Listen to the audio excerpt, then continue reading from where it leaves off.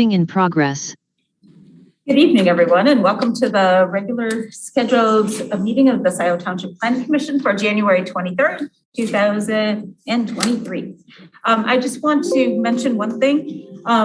This meeting is set up on Zoom as a meeting rather than a webinar, so I would ask our public on Zoom to please keep your cameras off and muted unless you're called upon to speak. So we'd appreciate that because then your big face shows up on our screen. So thank you.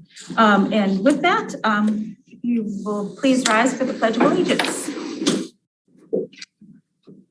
Allegiance to the flag of the United States of America, and to the republic for which it stands, one nation, under God, indivisible, with liberty and justice for all.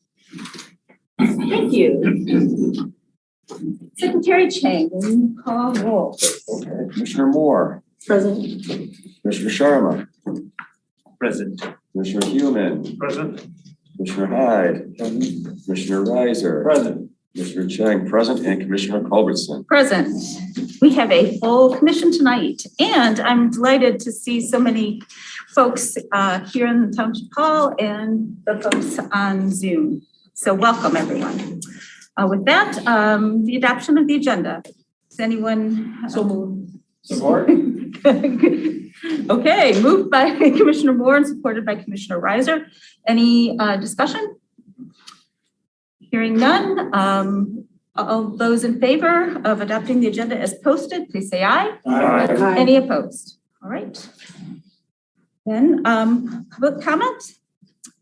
All right, so people wishing to address the Planning Commission on matters which are not on the public hearing portion of this evening's agenda. And that would be regarding the Goodrich Theater or the change in zoning for Menards. So anything else, would be the time to comment on any other matters. And such oral presentation shall be limited to 3 minutes, except for a representative or spokesperson for an organization. She'll have 5 minutes.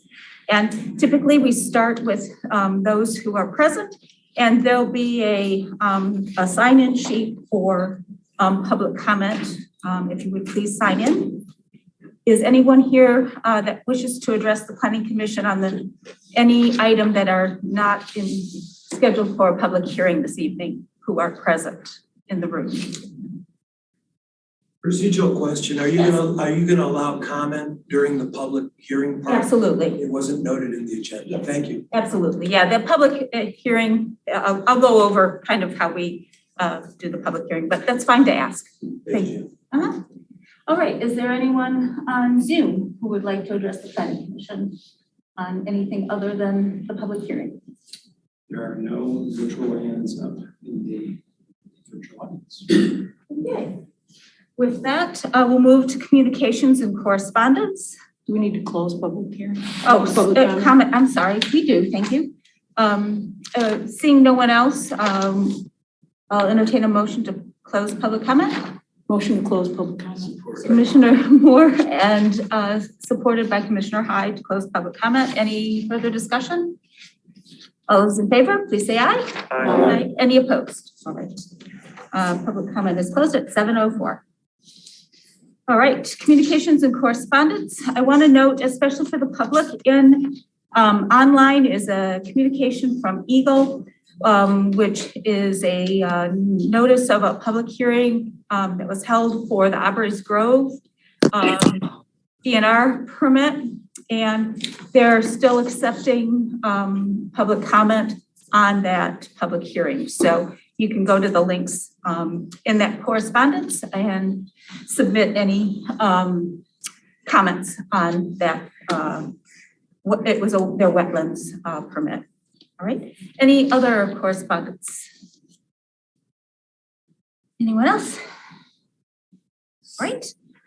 Then we'll move on to public hearings. We have 2 this evening. And just for folks who are joining us for the first time, in a public hearing, typically we open the public hearing. We hear from the applicant who provides a sort of an overview. we go to our planning consultant who gives us sort of a summary of the report, and our engineering consultant if it's pertinent.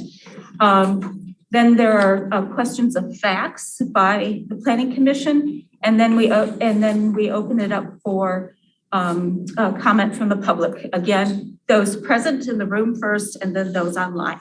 And we do that for each of the items that come this evening. And I do want to remind people that the planning commission, this is a public hearing, and the planning commission can choose to act or not act on an item that is on for public hearing at this particular planning commission.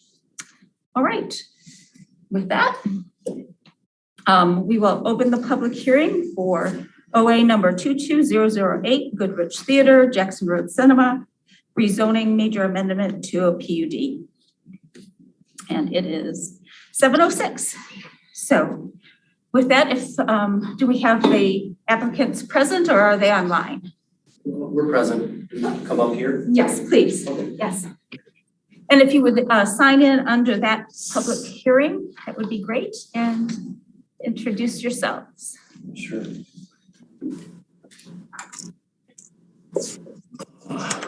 Maybe you can do that. Yep, sure. Good evening. My name is Josh Swardini. I am with Etkin Management. We are the applicant for the PUD amendment in front of you. With me here tonight is our legal counsel, Daniel Kuzno. And first and foremost, I just one comment. My voice may crack a little bit here.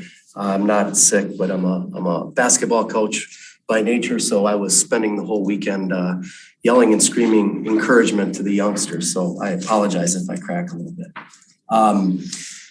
As I mentioned, our address is 150 West 2nd Street, Royal Oak, Michigan. Our company was the original developer of the property that we're discussing here tonight. As you well know, when the property was first applied for and granted a PUD, there were 3 units. There were 3 units as part of the PUD approval. Our unit, being the largest of the 3, was granted approval for a single purpose use, that being the cinema. There were several reasons for that application, and we were very thankful for the approval at the time. Many years we worked together with the community and provided a cinema. We were a developer that owned the building but had a tenant in the Goodrich folks. And the movie theater existed and provided an amenity to the community for a very long time. We worked well with our tenant and with our neighbors, paid taxes along the way, of course, and complied in strict compliance with the PUD that had been granted. As we know, over time, especially when it's a single use, things may change. And that's why we're here in front of you tonight. As a result of the pandemic and the resulting economy and that market sector, the movie industry suffered greatly. And as part of that, our tenant filed bankruptcy, and the viability of that specific movie theater just wasn't there. We worked through the bankruptcy. We actually had a subsequent tenant that we tried to make it work with as a tenant for a movie theater. And as I mentioned, that segment of the movie industry just is not working at the time being. When we went about trying to figure out what the next use may be for the property, our building, as we looked at it, became what we call obsolete, both from an internal perspective and the way it was designed on the site for reuse for many different uses. And subsequently, our PUD was obsolete in our eyes, because in the PUD, there was one single use approved and granted, and there was no other uses that we could try to go to redevelop the site. About 1.5 years ago, we came to the township with an adaptive reuse plan that we thought would garner some traction. Fortunately, it didn't gain your support. That was for a storage facility with other mixed uses combined. When that project was voted down, we basically had to go back to the drawing board and try to figure out a way, how could we put our property back into use and provide a service to the community. That being said, our first attempt was to, what we thought, come forth with a straightforward rezoning application because we didn't really know what else we should do. When we did that, unfortunately, we had open dialogue with the planning department and with Mr. Luan, with his guidance and recommendation. Instead of going forth with a rezoning application, we were asked to take a look at amending the PUD, which was totally good with us because we specifically need to understand or wanted to understand what uses would be supported by the township. And so since that time, we've worked closely to put together an application that would ask for support for specific uses for today and specific uses for potentially in the future. So hopefully we wouldn't find ourselves in the same position in the upcoming years. This is the amendment that you guys have in front of you. And really the reasons that we are listing uses in the PUD amendment application are because we need to really understand what we can sell to the marketplace. As it sits today, we don't have something to sell because, as I mentioned, that use is obsolete and we have nothing else as an alternative. We call this being marketable, and we need to be able to go to the community, whether it be the brokerage community, the residential community, or both, and be able to market for a use that we could bring in front of you, that the use is approved through PUD, but we would still comply and go through the full site plan approval process for the building and the site plan, so on and so forth. So this approval is just for uses, this application. We do not have a specific site plan tied to it because we don't have a specific use that we have approved to where we could come with a specific plan. So we've been on a 2-year journey with this property since the pandemic. We feel confident that we can work with not only the Planning Commission, but the rest of the township decision makers to achieve a plan that would work both for the community and for us, the shareholders, and putting our property back into use and working together to do so. At this time, I'd open it up for any questions that there are from both the review letter and or our application, and I'd be happy to answer those at this time. Thank you very much. I think we'll go to Mr. Luan. Your report. Thank you. Try to speak loudly for the lights. So as the applicant mentioned, this is a little bit of a unique request for an amendment to PUD. Just for the Planning Commission's information and for those in the audience watching at home, there are 2 kinds of amendments for PUD. PUD stands for Plan Unit Development, which is a rezoning to a specific plan. And so, as the applicant mentioned, this particular site was rezoned for, years ago for a movie theater with 2 outlots. And at the time, we knew the movie theater was going to be at the site, but we didn't exactly know what the 2 outlots were going to be. And so while we had a site plan for the theater, we knew everything about it. For the 2 outlots, we had a kind of a series of conditions that they would have to meet to build, and they'd come back later with site plans, which, as you know, if you're driving by the site and probably visited both of those businesses, that those 2 businesses are now there. The Carlisle restaurant and the commercial center next to the Carlisle restaurant on the other side of the entry boulevard to the theater. And so at this point, because all that could happen on the site is a movie theater, and now, as mentioned by the applicant, they're having a difficult time making a go of a movie theater. The applicant wants to market the property. So we're sort of inverted to how we started this process, where when we started, we knew it was going to be a movie theater, and we didn't know what was going to be in the outlots exactly, and there were some standards put into place for those outlots. Well, now we know what's in the outlots, but we don't know exactly what's going to go in the movie theater site.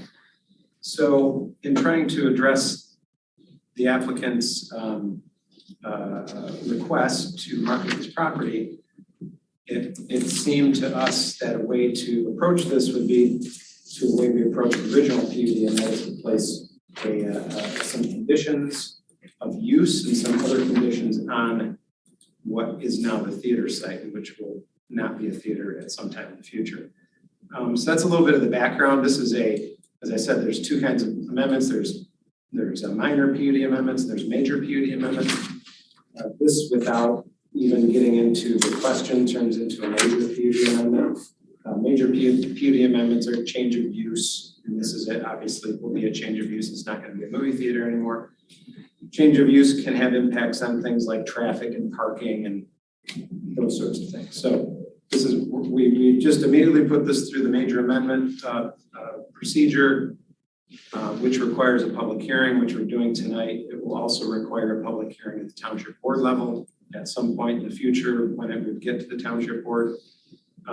And if approved, there will be a new set of conditions that the applicant will then have to work with to develop the site.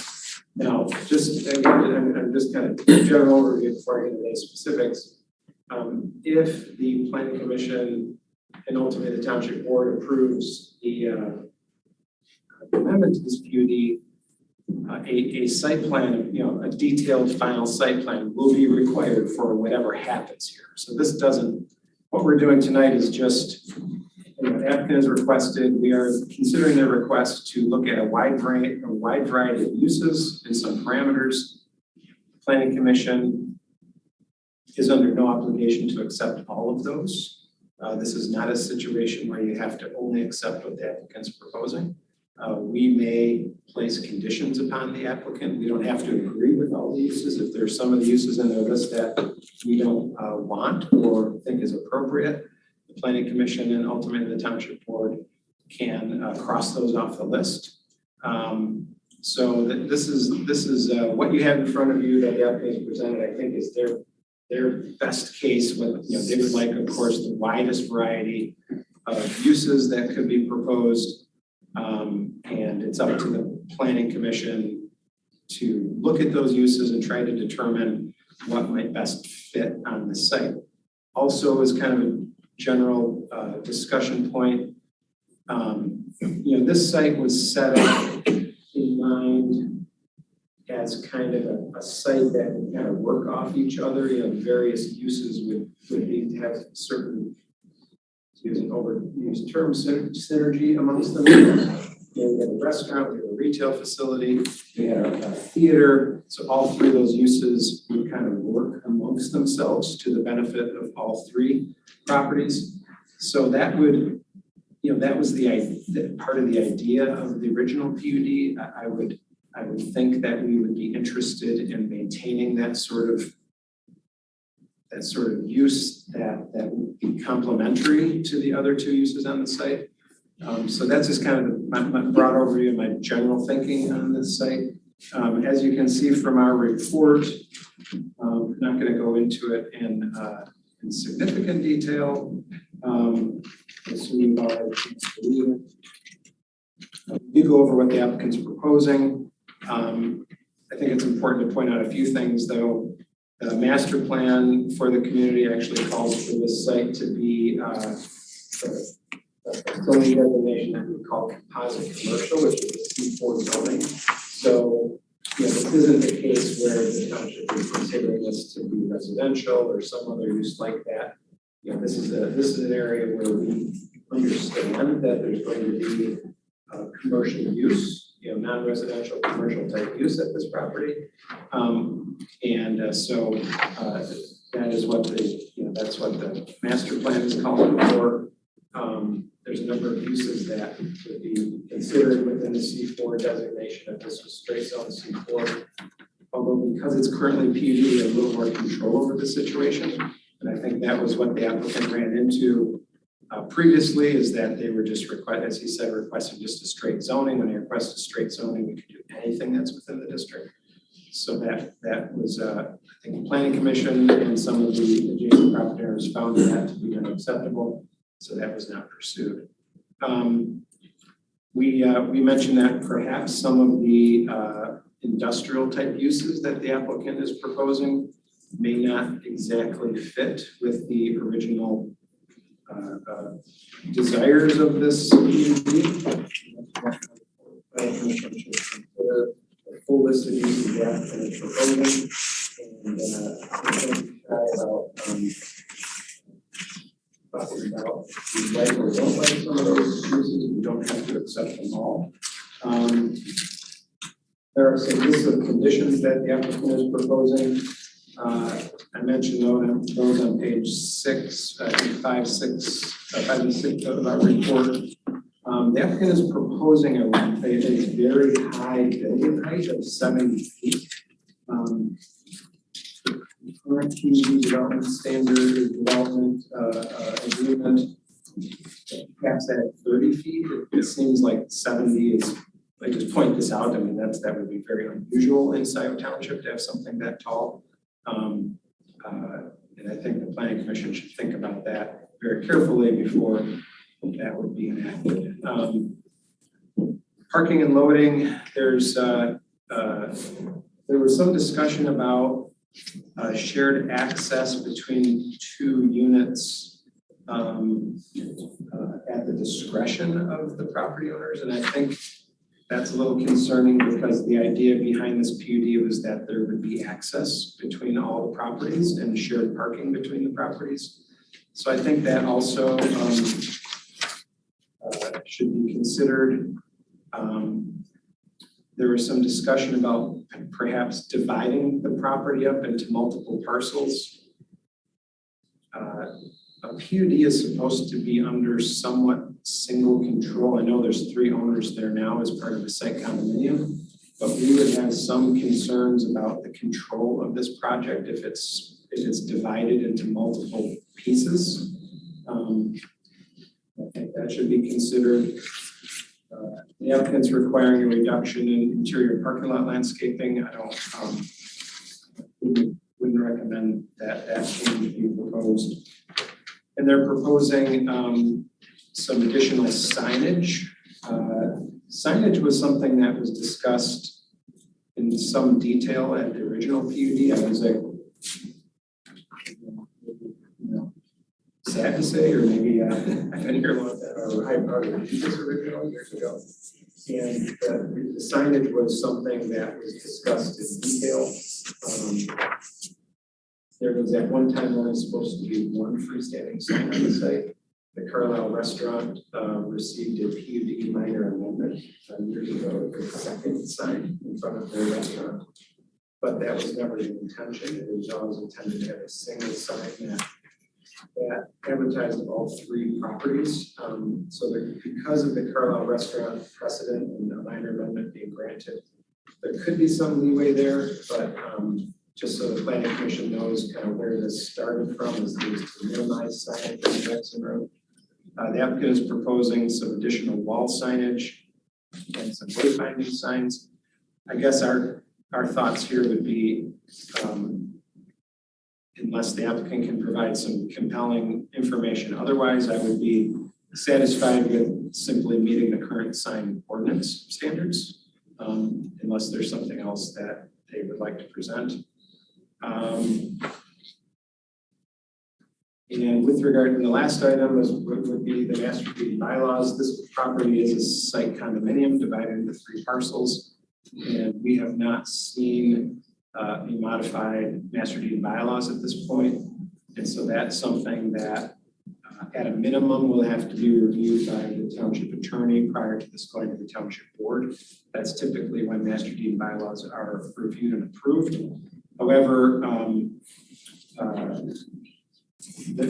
I think there's some value to have the planning commission review that information at this stage of review. Have that provided. So we have 8 items to be addressed. Generally speaking, as Evan mentioned, we did meet with them a couple of different times. we support this idea. We certainly don't want to have restrictions on property that promotes a vacant building or giving up land in any case. So we support that this property be used as zone commercial. It's on Jackson Road. It's in the service district. It's master plan commercial. We understand that this will be used in some commercial manner.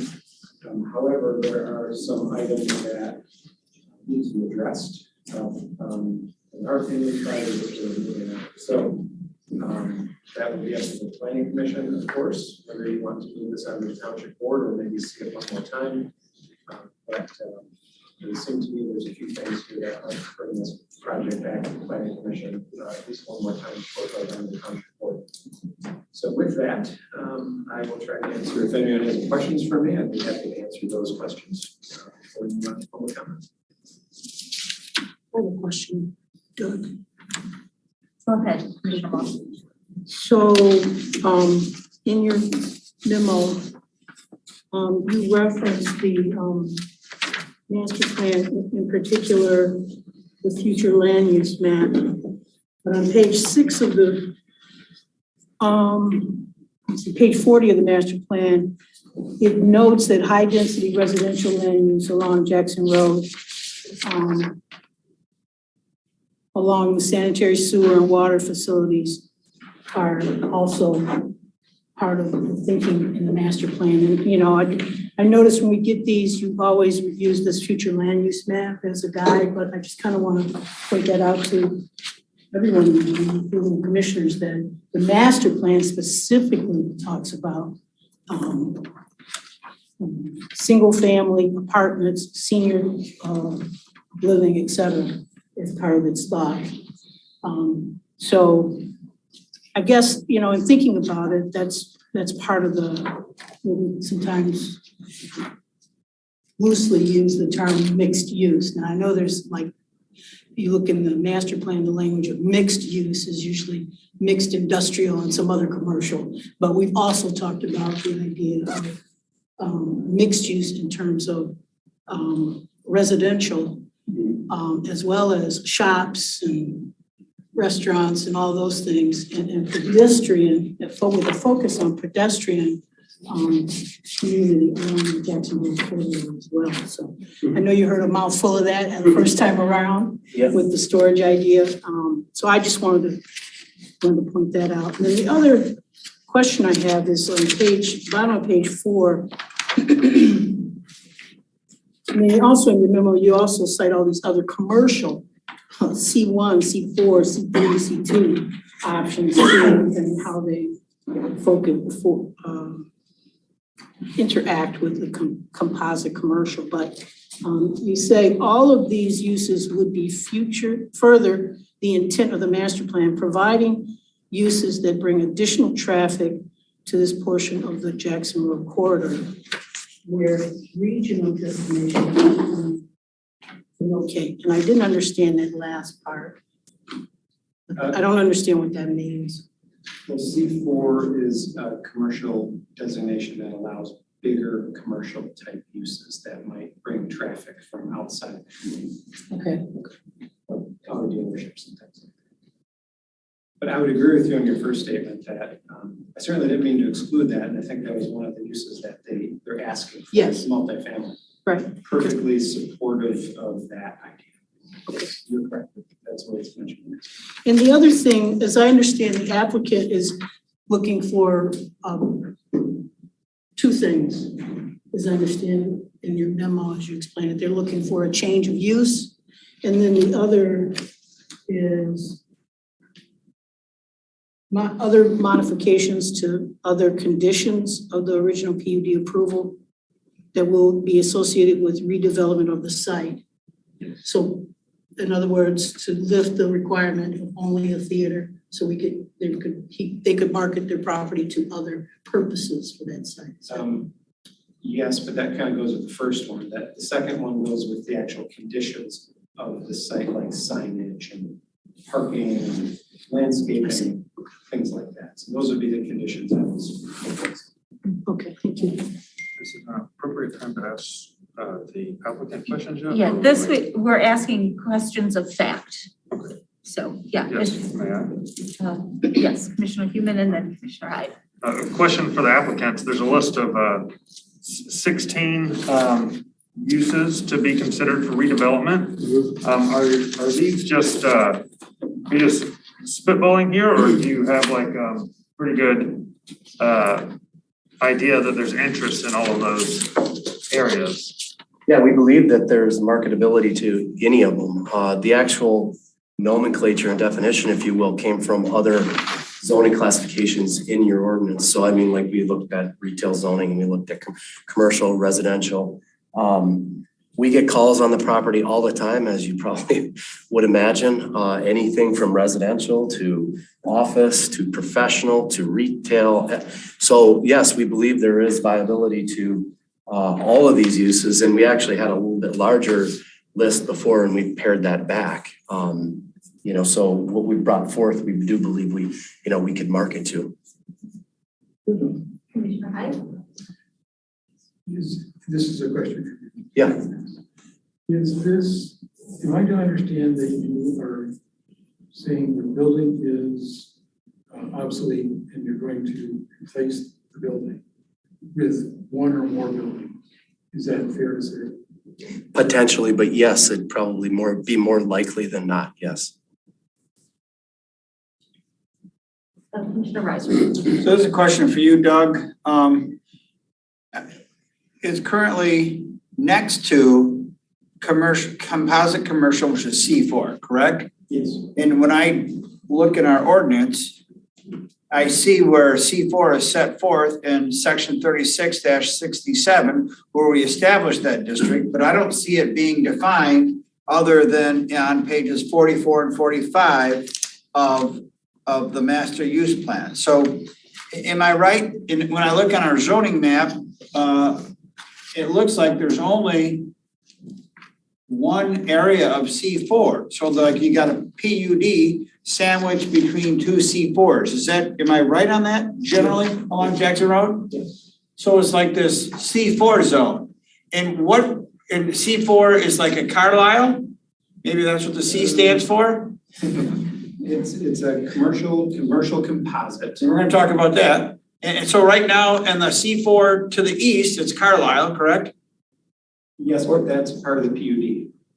Okay. So that this whole site, the Carlisle restaurant, as well as the strip center, was all part of that single PUD. Okay, so is Carlisle zone C4 and within a PUD? Or is the C4 the adjacent parcel to the east and the adjacent parcel to the west? Adjacent. Okay, and where do I find out what the uses are for C4? Is that in our ordinance or is that on pages 44 and 45, composite commercial land use? Zoning ordinance. Okay, and you know what that section is off the top of your head? Okay, I've almost got it for you. thanks. It's the C4 zoning? Yeah, what the uses are for the C4, that's 3674. what. All right, any other questions of Doug or the applicant? Yes. Maybe Doug, this is the same question, but I'm still unclear. So for all the line items mentioned here as possible uses of this lot, any of these that may not be in line with the master plan, maybe that's the same question Commissioner Reiser asking on maybe it's different. Are any of these things, retail, grocery, et cetera, not in line with our master plan? In other words, does the master plan in any way object to these uses? Well, the master plan calls for commercial composite with it's part of the Jackson Road corridor area, I think, as Commissioner Moore pointed out. Mm-hmm. And there's quite a wide variety of uses that the master plan calls out. Sure, which is why I'm asking this question. So are any of these lines in the applicant? I don't think specifically prohibited, but like industrial uses are talked about being part of a mixed use project. So perhaps not a standalone project. Residential is certainly. Sorry? Residential is certainly, and all the other uses are in the master plan for that area. Right, but there's no residential here, no multifamily. In the master plan. In the master plan. And it's here also on this list. Yes, they've asked for, they've asked for us to consider. John, 36.67 and 36.70. No, I have the reference and I have here, and I'm trying to compare the adjacent parcels, the C4, and what's allowed there into what they want to do to see how it kind of melds, fits in, so to speak. And I, hello, gentlemen. So on page 2, it's kind of like, here's what we want to do, right? We want to go from a movie to these possible things: multifamily, retail, grocery, professional office, dental office, all that. Is that correct? Correct. And the difference between retail and large scale retail, I assume, would be smaller shops versus like a Home Depot, a Lowe's, a Costco, a Menard, an IKEA, or whatever. Is that what you mean by large scale retail? Correct. Inline strip center marketplaces versus big box, like you mentioned.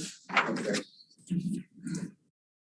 And what would an example of a private service club be? Like a tennis club or something? What is, I don't know, what's a private service club? Yeah, exactly. Tennis, soccer, indoor sports, things of that nature. Yeah, the private service club is specific to actually, to like the Elks Lodge, things like that. It's like like the Eagles, the Elks, Kiwanis, that's a private service club.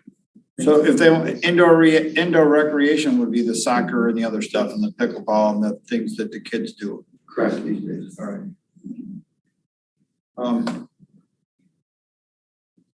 And I assume that if you have large scale retail,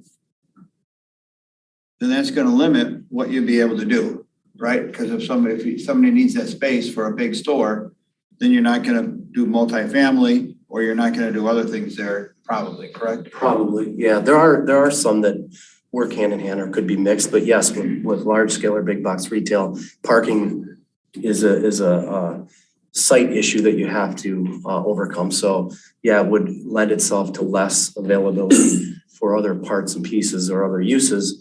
But certainly there could be other uses that could be mixed along with it. Am I allowed to clarify a couple of points too, just before we get into public comment? Can I do that? Okay. We can do that. I want to finish the questions. And I have a final set of questions. This is a PUD. And with the PUD, there's a public benefit. And we're in the process of reviewing our ordinance, and that could change, correct? So do we need to know what the public benefit is? Because it ain't gonna be getting people to watch movies anymore, because that I don't know if that was a public benefit before, but do we need a fresh look at what the public benefit that they're proposing is, so that we can say, yes, you have this exalted PUD status? Doug? I look at this as an amendment to an existing PUD. But it's a hell of an amendment when you go from a movie theater to all these other things, right? Depending on what it was. Why do you say that? Why do I say that? Yeah. Because a movie theater is different than multifamily residential. It's different than retail Yeah. and grocery. So what is wrong with the transition? I'm not saying there's anything wrong with it. I'm just saying, are we obligated as representatives of the township to inquire as to what the public benefit is that they have to convey on the township if they're asking us to do this special zoning status? That would be your opinion, what you think. No, I'm asking, what's it? No.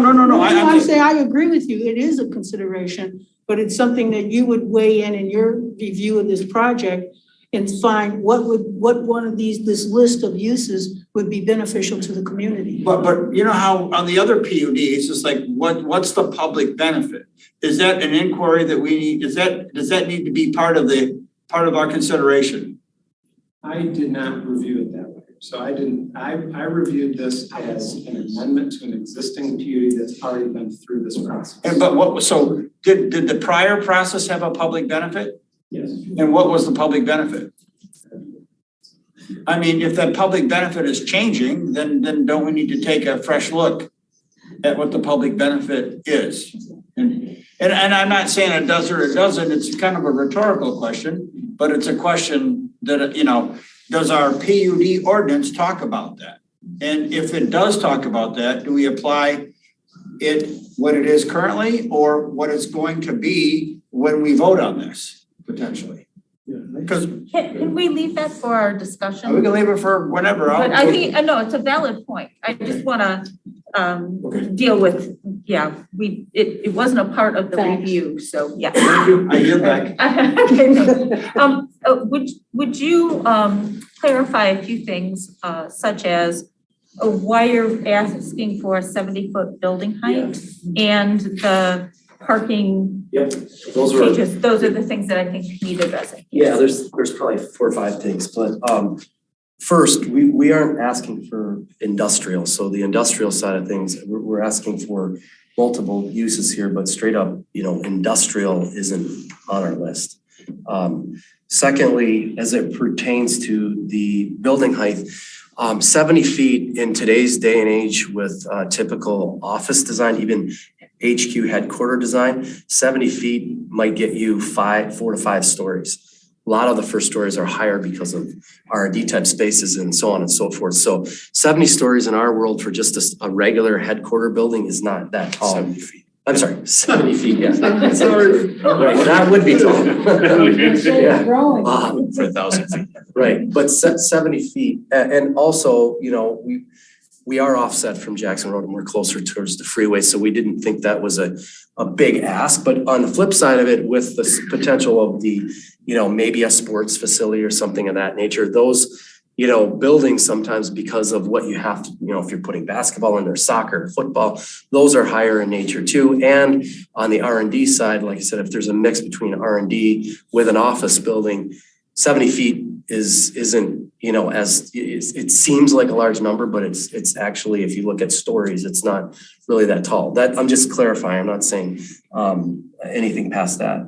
But then as it pertains to the access and the parking, I just to clarify, maybe I wrote this too vague, but what we were meaning was internal to our unit 1, and I'll come back to units 2 and 3.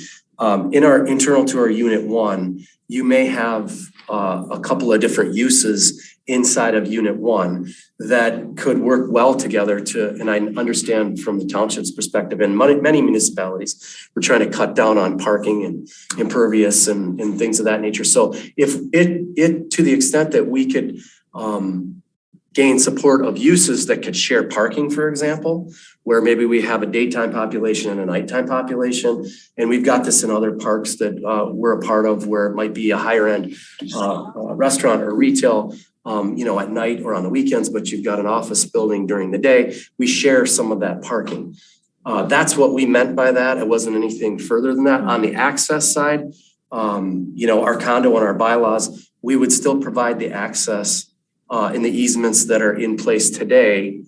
In the future, we're not taking that away or suggesting to take that away. We were just meaning internal of our unit and uses. Or amending them in any way. Yeah, or amend. Those uses would be unchanged as we currently do. Right. As it pertains to, you know, Doug had a question as far as, you know, internal to our unit and the ownership of it. We're not suggesting that we would change the ownership between the units, but we are asking, or we are saying that we may want to take unit 1 and make that 2, 3, or 4 units inside of unit 1, not changing the boundary or anything to have to do with the boundary or our unit 2 and 3 neighbors, or changing the access to it or what our bylaws state. So it's just internal to our unit. There are reasons for that. If you had multiple uses to deal with to deal with maybe internal roadways, landscaping, expenses, common area maintenance, things of that nature, there's reasons to do that. And that's why we're suggesting that, but it's not to change anything that exists today with the current condo or bylaws. I just want to make sure. Yes, on the master plan and talking about high, dense residential, that is one of the uses that we're suggesting here. So I did want to point that out, but I appreciate you saying that. Yeah, I saw it on the list. And then I think there was one more. As far as the parking lot landscaping, we're happy to work with planning on, the parameters of that. What we were just suggesting is that landscaping, detail was set up for a movie theater. And because of what, a movie theater is, and there's a large parking field, there might be some uses if we do gain your support that might lend itself differently from a landscaping perspective. And maybe there's some screening that we need to do internal of ourselves based on the uses. So was our suggestive approach to it, but we are happy to work with planning on that. And like a lot of things that get into the nitty-gritty details, if we can talk about uses and then we can go forward with a site plan approval on setbacks and signage and things of that nature, we're happy to do that and work with the existing ordinance. We were just putting together an application that talked to all of it so that we could speak to all of it. On the topic of signage, we were, if there's a large scale residential use and then there's something else with it, we were just suggesting that we would have the ability to create signage for each use. We'd like there to be signage along 94. We understand there's some restrictions with that fall outside the bounds of the township with the state, and we've worked through those before. And then as far as each use or each development, if you will, inside the unit, we would just like to have the ability to talk about a ground sign for the use and then building signage with it. And again, if the current ordinance speaks to that, I'm happy to work that through with planning as well. I think those are the main points. I don't think I missed any. I don't think so. I would clarify, just as a factual clarification, again, we could get in the details if we need to, but nothing that we're proposing would require a amendment to the master deed or bylaws. And I can talk with whoever is appropriate to talk about with that. Thank you. Okay, I think we're ready to, you have an additional question? Yeah, maybe a couple questions, maybe for Mr. Lamont or maybe for the applicant. So the underlying zoning is C4. I mean, it's PUD, but the underlying, it was recommended for C composite commercial. C4 is gone. It's been gone. He's just using. It's PUC. Right, but it's surrounded by C4, and if it weren't PUD, underlying it would probably be C4. I think originally it was C4 years ago. It was planned. The planning designation most closely follows the C4 zone. And if it is underlying in C4, is C4 capped at 30 feet in height? Would that be what's required in the C4 district? Yeah, I can Okay, so get that answer. it would be what's allowed in the C4 as far as, also, is it 25% floor area ratio also there that I noticed? I just want to see if it's similar to what's being compared for the C4. Okay, and I know we're gonna have more discussion, but to Commissioner Reiser's point, the more you're going to exceed what's allowed under the C4, the underlying that's surrounding, well then if it's up for debate, then there'll be more public benefit that goes with this. I mean, the more you ask, the more we're going to ask. So we'll have that discussion, I'm sure, and as we continue discussing this problem. Yeah, as it relates to the public benefit, it's hard for me to answer that when I don't know which use that we can. But we understand how the original, a PUD gets approved in providing public benefit, and we certainly hope that we do. So I'm looking at section 36-254 in our ordinance. It talks about modification to an approved PUD. And if it's major, all amendments shall follow the procedures and conditions. And one of those is the general provisions under 36-245. The applicant for a PUD must demonstrate through the submission of both written documentation and site development plans that all the following are met. And it goes a recognizable and material benefit to the ultimate users of the project and to the community, where such benefit would otherwise be unfeasible or unlikely to be achieved without applicability of a PUD regulations. I agree with you guys. It's got to go from a movie theater.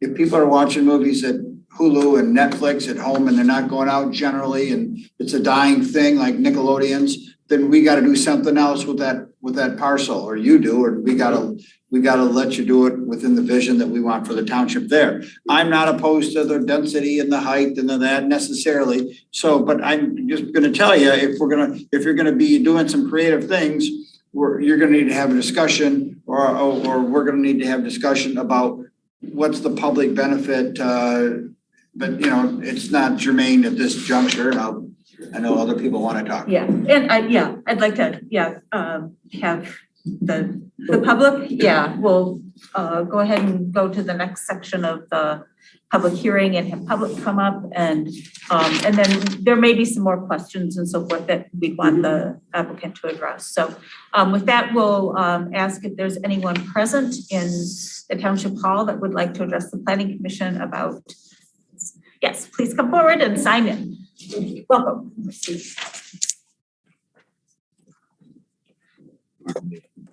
It's your sign up sheet right in front of me. Wonderful. Yeah, and just a reminder, it's 3 minutes for an individual, 5 minutes time limit for a member of an organization representing an organization, and we'll start with those present in the room and then go to the public on Zoom.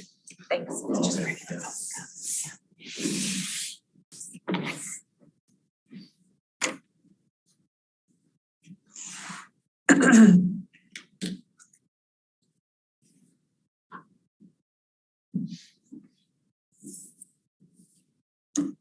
Good evening. I am Christine Green. I live at 4505 Dexter Ann Arbor Road in Ann Arbor, here in Scio Township. I am here as a resident of the township. I am also, many of you know, a former trustee and a former planning commission member and all that. So I really appreciate the work that you're doing. And when I saw all those 17 proposed uses, I thought, oh my gosh. But fortunately you have Doug to lead the way on this. But I want to thank you again for your service and specifically to your chair, Madam Chair. Appreciate your service to the township and to the community. You must be a very, very, very busy person, as I know what you're doing. So we all appreciate it. So I looked at the proposal and I looked at Doug's analysis, and I think that this is certainly an improvement over the last one, and I really appreciate the applicant's creativity. It may be a little much, but I think that's a step in the right direction. We all the residents, we want to see something there. We miss the theater, we miss the activity there. As Doug has pointed out, the main purpose of the C4 composite commercial designation is to bring people to Jackson Road. We want a lively, vibrant community down there. People will come and use restaurants. We want other kinds of entertainment available. So we're looking for things like that. And I think, there may be some things on your list that, would satisfy that need. I think that's probably the most important question. Obviously, the public benefit is very important and comes into play here too. But the public benefit, one could argue that just getting more people down to Jackson Road, making that a livelier venue for people in the township and outside of the township to enjoy is a benefit to the township. So I think I also agree with Commissioner Moore that residential is a possibility for this area. I would love to, I don't have any problem with the density, not my decision, but my personal feeling is I hope that if the Planning Commission does not approve it with respect to this particular PUD, I hope you look at it, take a larger view of it in the planning process, because I think that it's more efficient energy-wise, it's more efficient use of space. I think to have some apartments in a high-rise building maybe on Jackson Road would be a wonderful thing. I like the idea of residential down there. I think we should really mix it up and have a great variety of things to do and places to live even. So I don't have any problem with the height. And at 4 or 5 stories, that doesn't sound too high to me, really. When you think about it, 70 feet sounds higher than 4 to 5 stories, I guess. But I like the way that Doug analyzed this, because I think you made your job. Is that it? Oh, okay. You can finish up if you want to. Thank you. I won't be long. It's he looked at it and I think he looked at every use. It sounded to me when I read his report, his report, that he looked at every single use. What benefit or, what does this bring more traffic, new traffic to Jackson Road? And that was great. And then he also, cut out the 4 uses that are already permitted or conditional uses under the C4 designation. So all that is great information and should help you make your decision. But as long as it's your decision, obviously, but I'll be happy as long as you do address that very important question, which is this going to bring more people? Is this particular use or these particular uses going to bring more people to the Jackson Road corridor? So I'll be happy then. And I do have a serious problem with the parking. And I hope that someday I see a proposal to use that the north side of the old theater by the highway. There's a lot of property there. It's a big waste. You could, solve a large part of the parking problem just by using that area. So Thank you very much. Thank you. Sorry. Next, please.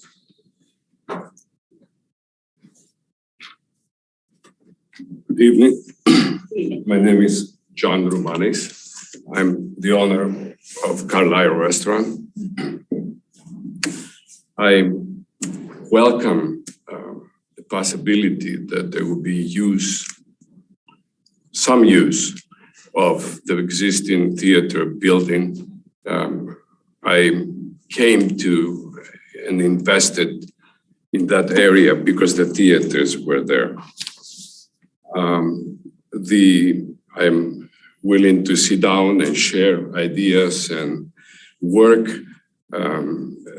different possible uses, concerns, and I think I invite you for lunch to discuss. And Mr. Boutzikakis is also shares, I think, the same, has the same idea about this. The concerns that I have, we always had an issue with the parking, and I'm a restaurant. When the theater was in operation, by 4 o'clock, there was no room for my customers to come in.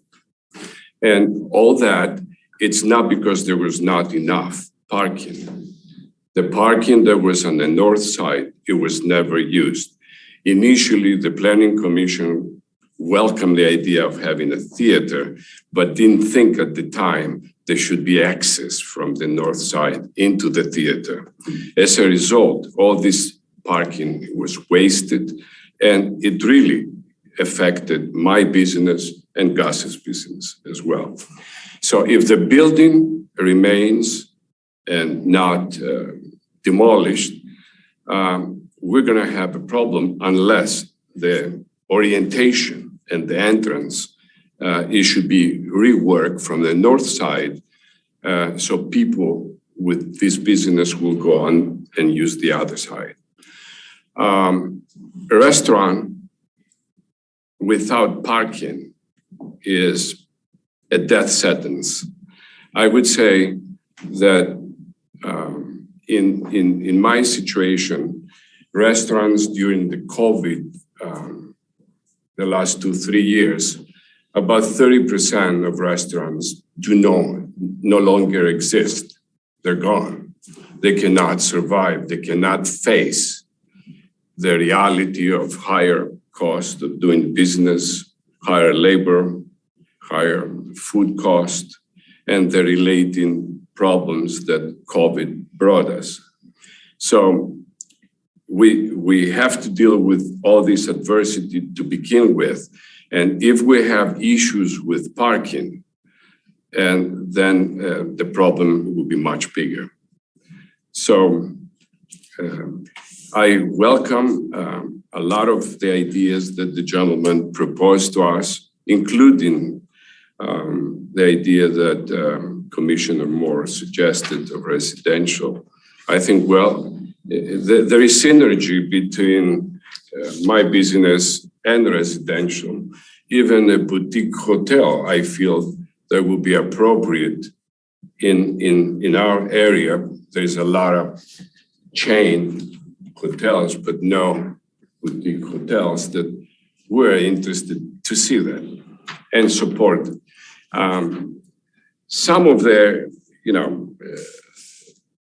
ideas, I do not see synergy, but a lot of the things it's already discussed by Doug and the rest of you commissioners, and I'm sure we'll find a good use for it. The restaurant use does concern me, especially not from the competition point of view. There is a lot of parking needs at the same time, all the time. So I'm concerned, given the situation that the restaurant industry at large is facing right now. Thank you. Thank you very much. Can we ask questions? Yeah. Commenters. Definitely we don't do more dialogue. I have one, what is meant by boutique? A definition of a boutique hotel, Hotel, non-chain. like a Townsend in the Birmingham. Weber's, Or the one on Ashley downtown in Arbor. Weber's is a boutique hotel. Single or Like single a sites restaurants, I mean, hotel. Yeah, they're generally not as large. Yes, is there someone else? Welcome. Good evening, everybody. My name is Kostas Boutsakakis. Most of you know me as Gus. First of all, I would like to definitely work with the Elking Properties. I think it's a fantastic idea. It's an exciting idea of something to be done with the theaters. I personally, along with John, invested the money over there because of the amount of people and the exposure and everything else that the theaters brought. Right now, it's a dead space over there, and none of us like to see that. I agree with Doug's proposal, for commercial, indoor commercial, recreation, banquet facilities, restaurant, et cetera, and a large retail. All in favor. I'm in favor also on the residential. I think it's a fantastic idea to have people living there. You know, they're gonna bring exactly what we're missing, people. We're missing people right now. It's dead and the place is deteriorating. So therefore it's gotta be, I think it's a fantastic idea. However, parking is an issue. I have a question. You have a restaurant and bar, banquet center. You put a banquet center, for example, they need 1,000 parking spaces. What does the rest of it do? That's a question that I have. The second one is, I'd like to ask the gentleman, are you planning on building more buildings on the property or renovating what's there? Go ahead and. For the most part, I would think we would probably have to tear down the building. There could be some uses where we could potentially use parts of it, but as you stated, and as everybody else has stated, when the movie theater was built, unfortunately, the building was built centralized to the site, and you've got a large mass of parking all the way around, which Correct. may have issues with your restaurant. And so as part of that, it also, we use the word yield. So the yield of what you can build on a site, if you had to reuse that building, would cut down on your yield, but also could be detrimental to you or other uses because it's just not designed in a manner that would be, you know, copacetic to you and us. So we probably would. Thank you. I wanna make sure you answer the question, but we don't So wanna you could, get into so you a could dialogue at you this could point. enlarge the envelope, the building envelope. Enlarge the building envelope? Could build more than Potentially, yes. potential. Okay, and also most of the parking is on the back, so obviously, if the building was to be built, it's gotta be something that way, because all the tenants that I have, and I have several tenants on the front, they all depend on the parking that's in front of it. It's a mix, it's a parking that we both use, that everybody uses, and we all using it right now, all my tenants, not me, everybody's using it over there. If that parking over there is eliminated, it pretty much kills my tenants on the front. Because everybody parks on the front, they don't park on the back, they don't park way on the side, on the west side of the parcel. So if you would definitely address those issues and the restaurant, all the best, how large it is, because restaurant is that a Dave and Buster's? It's massive. Or it's gonna be a small boutique restaurant, it's gonna be a Subway or whatever, what have you. So those questions, and then I noticed that Doug addressed that one. I believe he says that shared parking facilities between will be encouraged, but it's at the applicant's discretion. What exactly does that mean? We'll get into that in our discussion. Right. So my concerns is that I love to see something happen there. Definitely, no question about it. And all these uses that spell out over here that Doug proposed, not the 14 of them there. We don't like to see no manufacturing or assembly. We like to see something that draws people, that brings people to the township and to the area to help our business. And to really create an environment that is good for people to go out at night. I would like to see them, and I would like to see also residential if it's possible, but with the planning commission blessing to be used, the property to be used, the parking to be used differently, because that's, of course, it's a kiss of death if you don't have parking for the business. You also state in a lot of areas 20 feet setback, 50 feet setbacks, etc. I do not know where does that fit.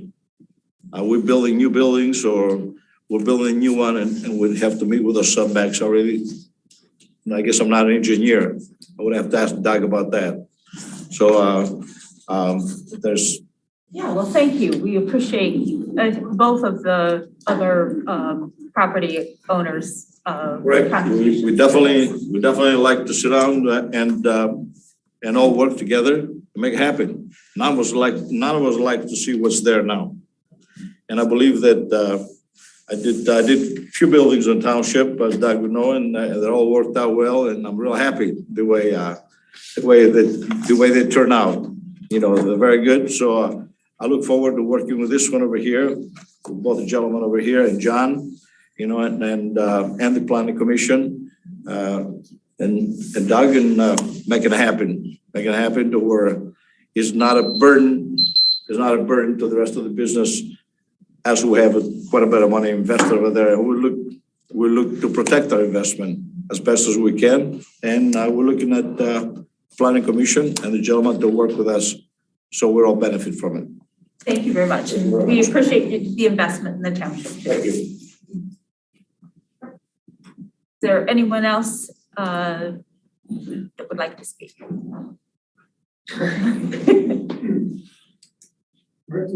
Yes.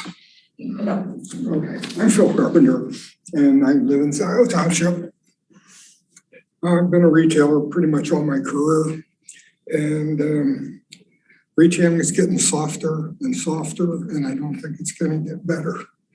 I think you guys are sitting on a white elephant, and I would suggest that you take your licking, get rid of it, try and sell it to Ann Arbor School Board. As the population increases in Scio Township, they're going to need another school, or a church school, something like that. That's it. Thank you.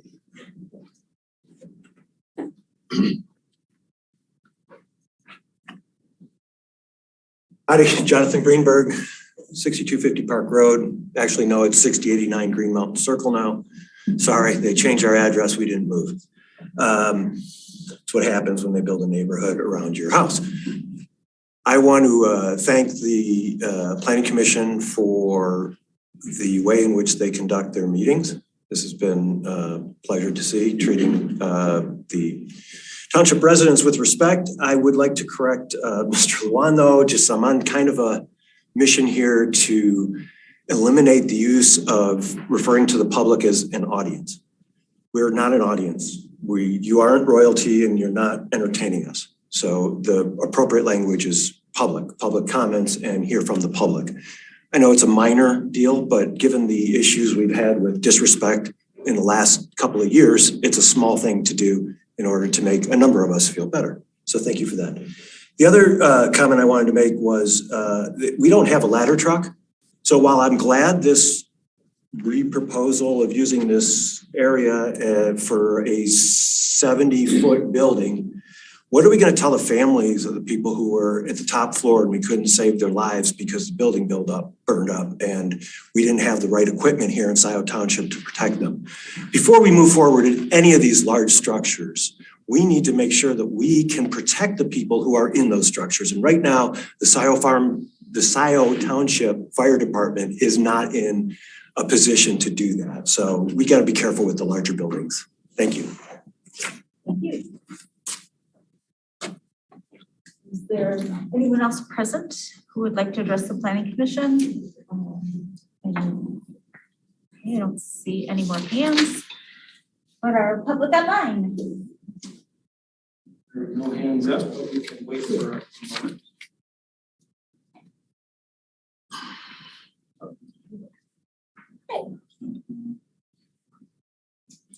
This simply says Ryan. So Ryan, you have the floor. Go ahead and unmute yourself. Hi, Doug. It's Ryan Yapel. Thank you. Good evening, everyone. Thank you for presenting your plan this evening. I'll just echo a couple of things that have already been said and add on a little bit. What both Gus and John said, I visit both of their properties in that plaza quite often. And there is a lot of that parking, especially on the, I would say the retail center side of the plaza that is used by some of the people for the strip center. So it would be key to keep access to that simply because there isn't enough parking during the day just in the parking lot that's directly in front of the strip center. I'm not sure residential makes sense in this location. I think something that has a much higher intensity of use makes a lot more sense.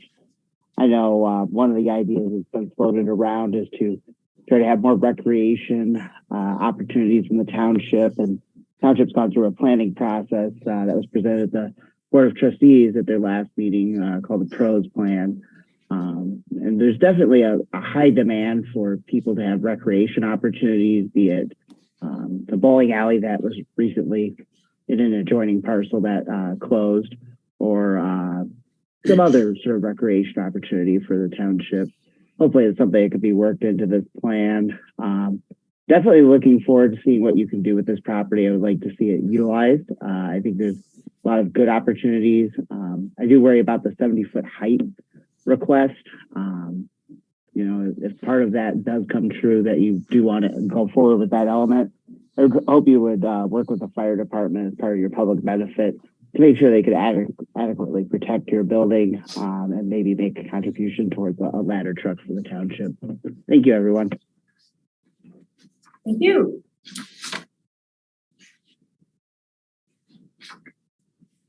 I'm looking.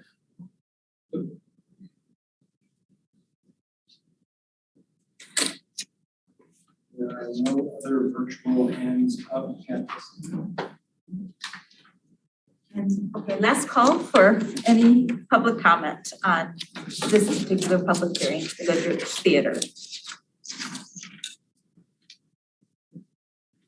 All right, I'll entertain a motion to close the public hearing. So moved.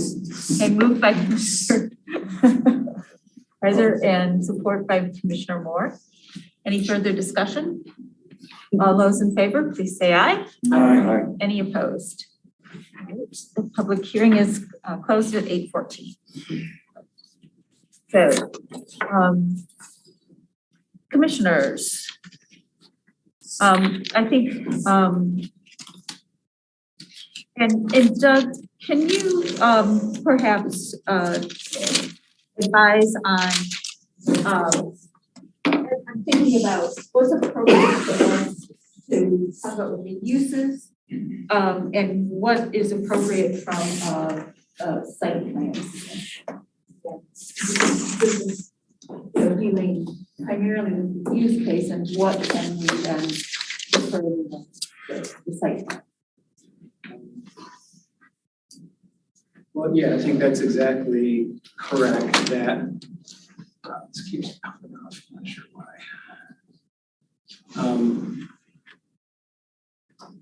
This is primarily a discussion of the uses that the applicant is trying to, accomplish on the site as we've been listening to so far this evening, so they can properly market the site. That being said, there are site elements that we can talk about that they do actually raise in their proposed conditions of approval, and that is things like, for example, building height, things like landscaping, things like shared parking. So while we don't know exactly what the site plan will ultimately look like, if the Goodrich, the old Goodrich Theater is torn down, there are conditions that are site specific that still can be added and or adjusted based on what the applicants provided to us. So I don't know if that helps answer your question, but it's primarily a use question, but there certainly are some site conditions that could be included into any amendment to this PUD. Question on stormwater management with an amendment, and how do they, because I know when you amend a site plan, would they need to meet current stormwater management requirements if they came back with a new building? My understanding is yes. I see Sally Voss, the township engineer, is online. Perhaps Sally would like to address that question if you are listening, Sally. And just an add on to that question, and if they reuse the existing building, would they have to meet new stormwater requirements? Just sort of both situations. So it's my understanding that stormwater requirements kick in based on square footage of built impervious surface changed on the site. So if the building is torn down and that changes the impervious surface, they would have to meet current standards. If they're using an existing building, no, they wouldn't have to do anything. We'd just be talking about use at this point. But if they do tear down the building, I would be very surprised if they wouldn't have to meet all current stormwater standards with a new building or a couple new buildings, depending on what they have to do. So Sally's not answering, but that would be, or Stacy also is online. Stacy Monty, Yes, I am here tonight. I apologize if you end up hearing any background noise. I believe that you did have it correct, Doug, in the fact that if it changes the impervious surface, then it would revisit a stormwater review. That's something that we would certainly take a look at in our review as well. But this is kind of a unique situation for me, and I'm not sure the specifics, but I do believe that you are correct. Trying to think if there's anything else to add to that, but I think that's it. If you have a building you move and they're dealing with new construction, it's a new construction site. Yeah, I guess my concern, Stacy, is we have a lot of impervious surface there. The stormwater management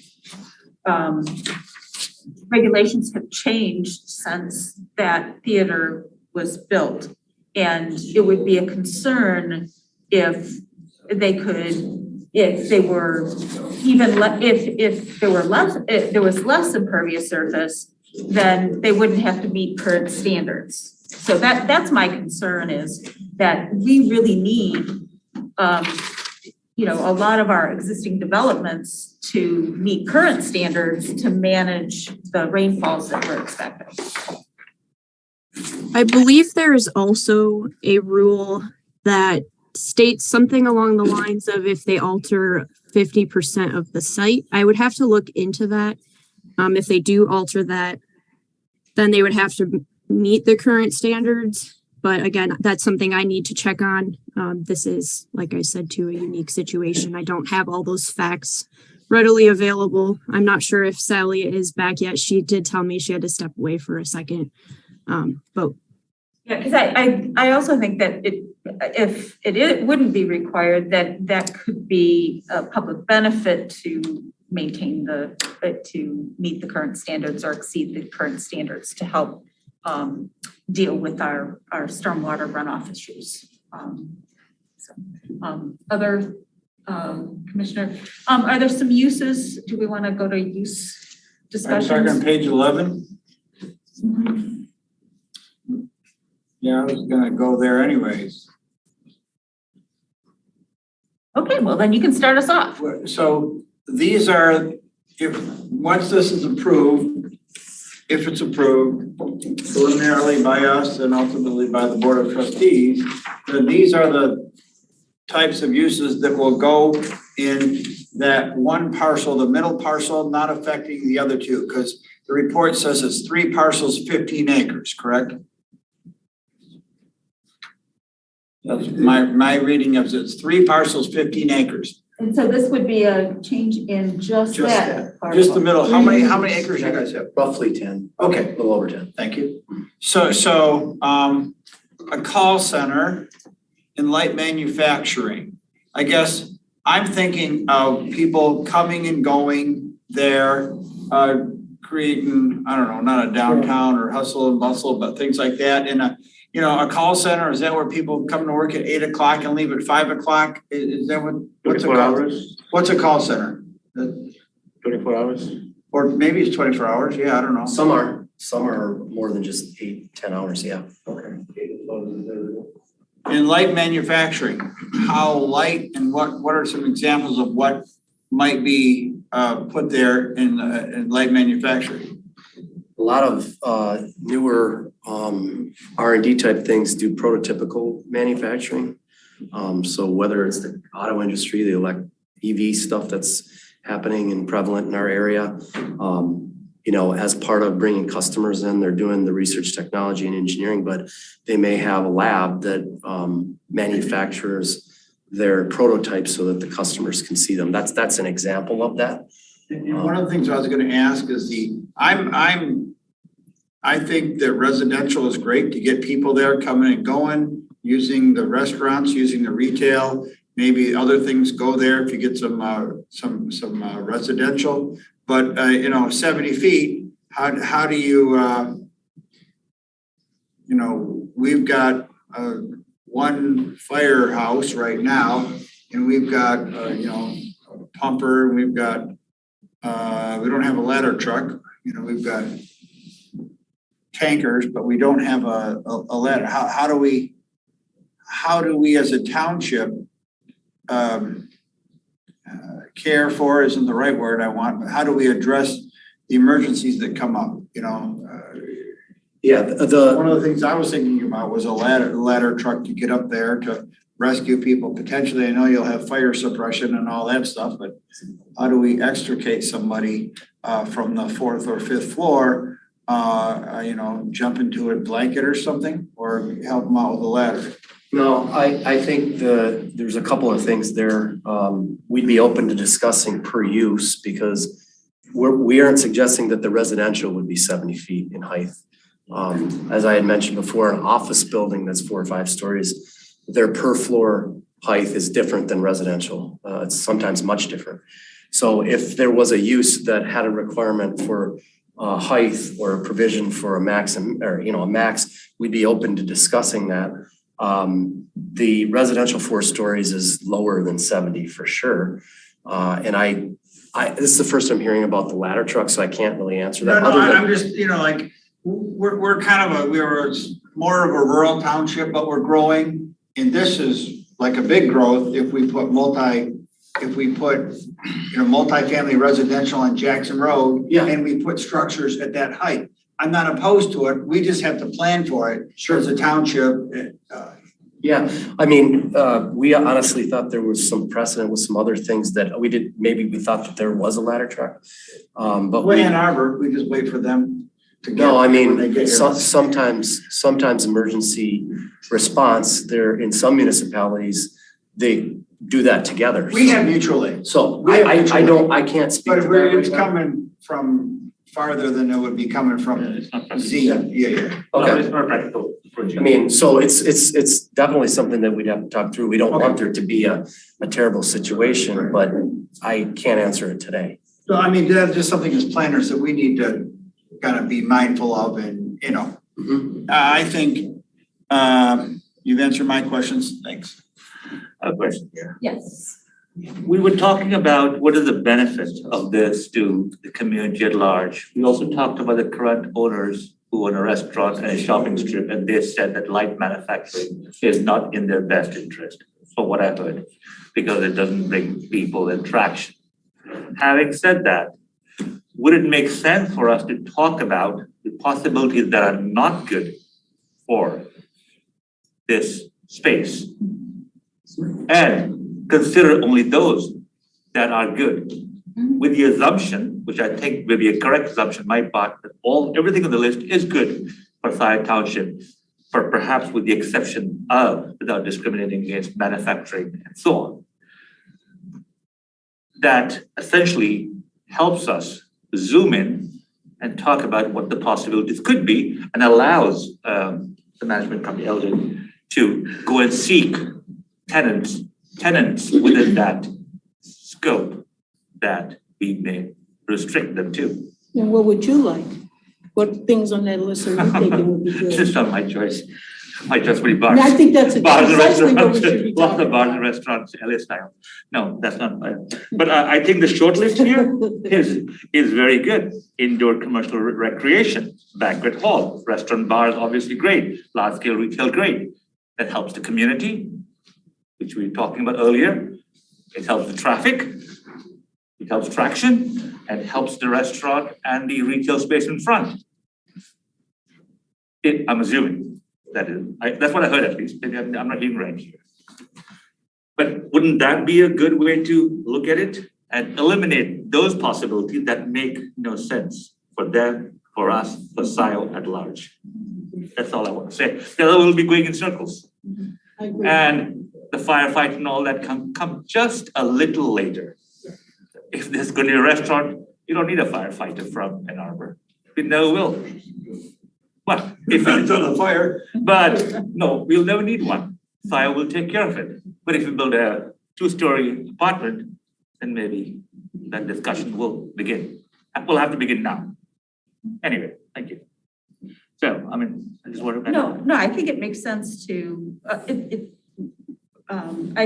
think I hear general agreement on, I mean, the goal is to bring more people into that site. And other goals are to make it, I've heard concerns with the parking, but that's really a site plan issue that I think you've heard pretty well, that we need to make sure that that shared parking is arranged in a way that, makes physical sense for the restaurants and the folks that are there. So of this list, which ones do the planning commission have concerns with those, with not bringing the volumes of people there that we'd like to see? Yes, Commissioner Moore. I think that use is just as important as bringing people. I agree. So I'm going to talk in the positive mode. I'm going to talk about what things on this list I think would be good for the area. Obviously, I've talked about residential and I prioritize that, just me, one commissioner. And the reason I do is because of the master plan that talks about higher density along the Jacksonville corridor, residential density, not just more commercial, more manufacturing, more people, whatever, but it does contemplate that. And we have talked for over a couple of years about what I consider mixed use, commercial, residential, that definition of mixed use. But we aren't doing it. So I'm really happy to see, that is one of the uses that you propose. I think this property would be great for that, to transition into that. And I also like the idea of mixed use within your units.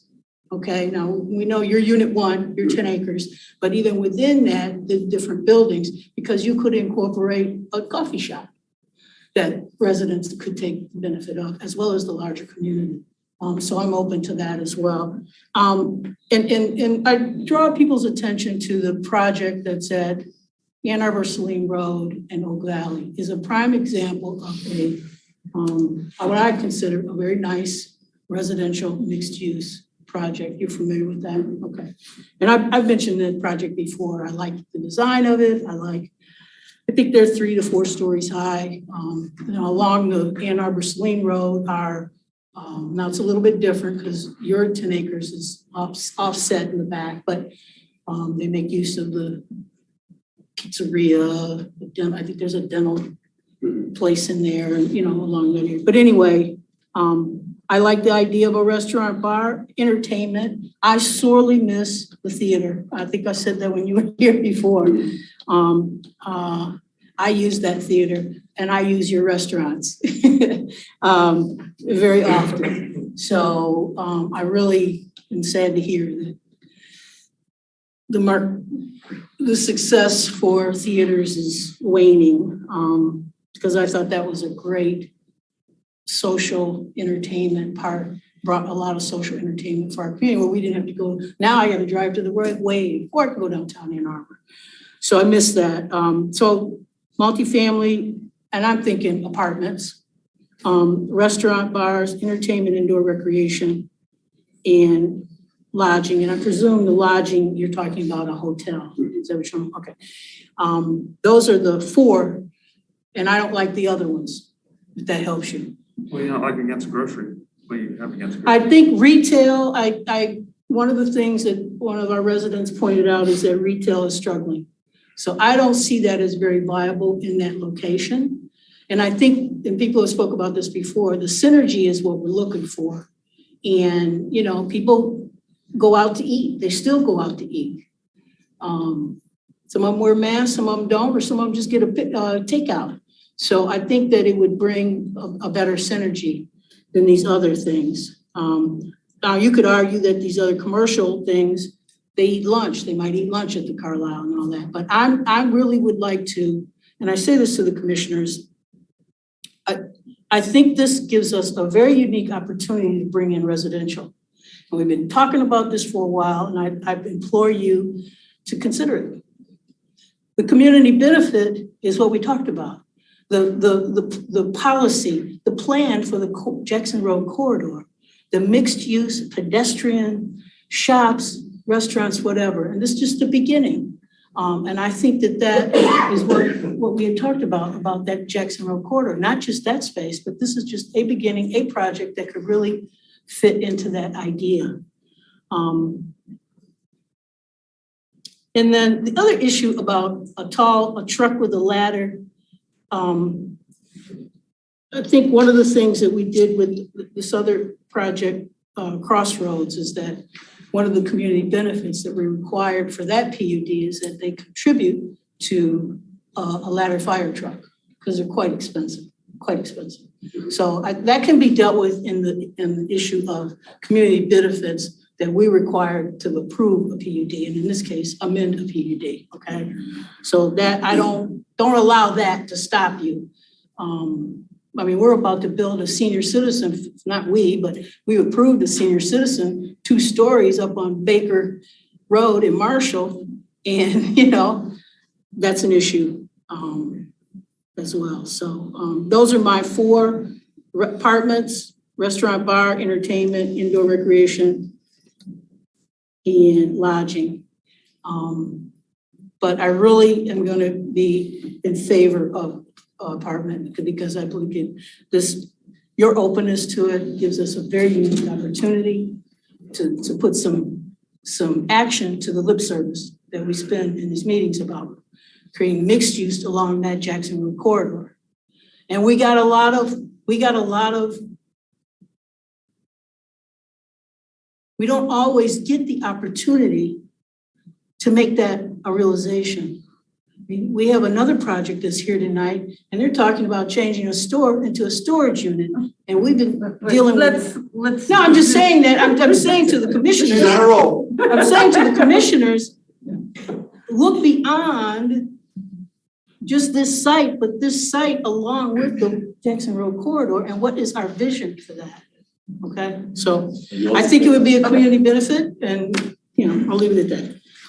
Commissioner Human, I heard you say a couple things. Oh, sure. Well, I agree with a lot of things that Commissioner Moore says, and thank you so much for emphasizing residential here. I agree wholeheartedly that placing residential on Jackson Road is a key turning point for transforming that corridor into more than what it currently is. And so I also agree that residential would be the ideal use for this space if I had my say over it.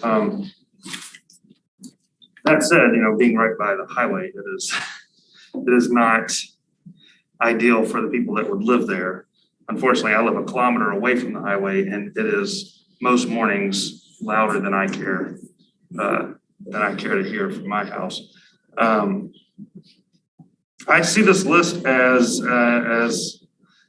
maybe it's not, but I see this list in order of preference for the development. I would probably cut it off right after lodging. So everything below lodging is would not be great for this area. And I think I also want to address parking came up several times during the public hearing portion, and I'm honestly surprised. I measured it, and parking is 80% of that parcel. 20% of it is buildings. The rest of it is just dedicated to parking. So, maybe I'm out of touch here, but I would say there's too much parking on site. And it may be the location of the parking that people refuse or don't know or don't, because of so much of it is behind the theater. And all the entrances were out front. And so people, would rather park in the restaurant parking area than park behind the building. So it's more of the site, that's getting into site design, which is later actually. Yeah. Commissioner Reiser. Yeah, but I would think with the movie parking, they're all coming and going at the same time, a lot of them. But does retail include car sales? No, car sales is a separate. So this is not under this regime scheme, there could not be yet another car dealership there.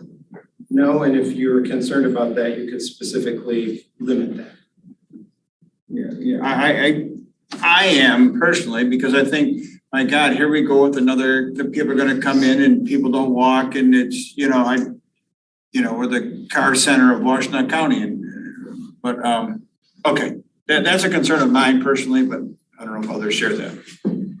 I don't know if you guys have that for something in mind or not. I have a question. Would it be possible to do something like propose certain uses, say multifamily,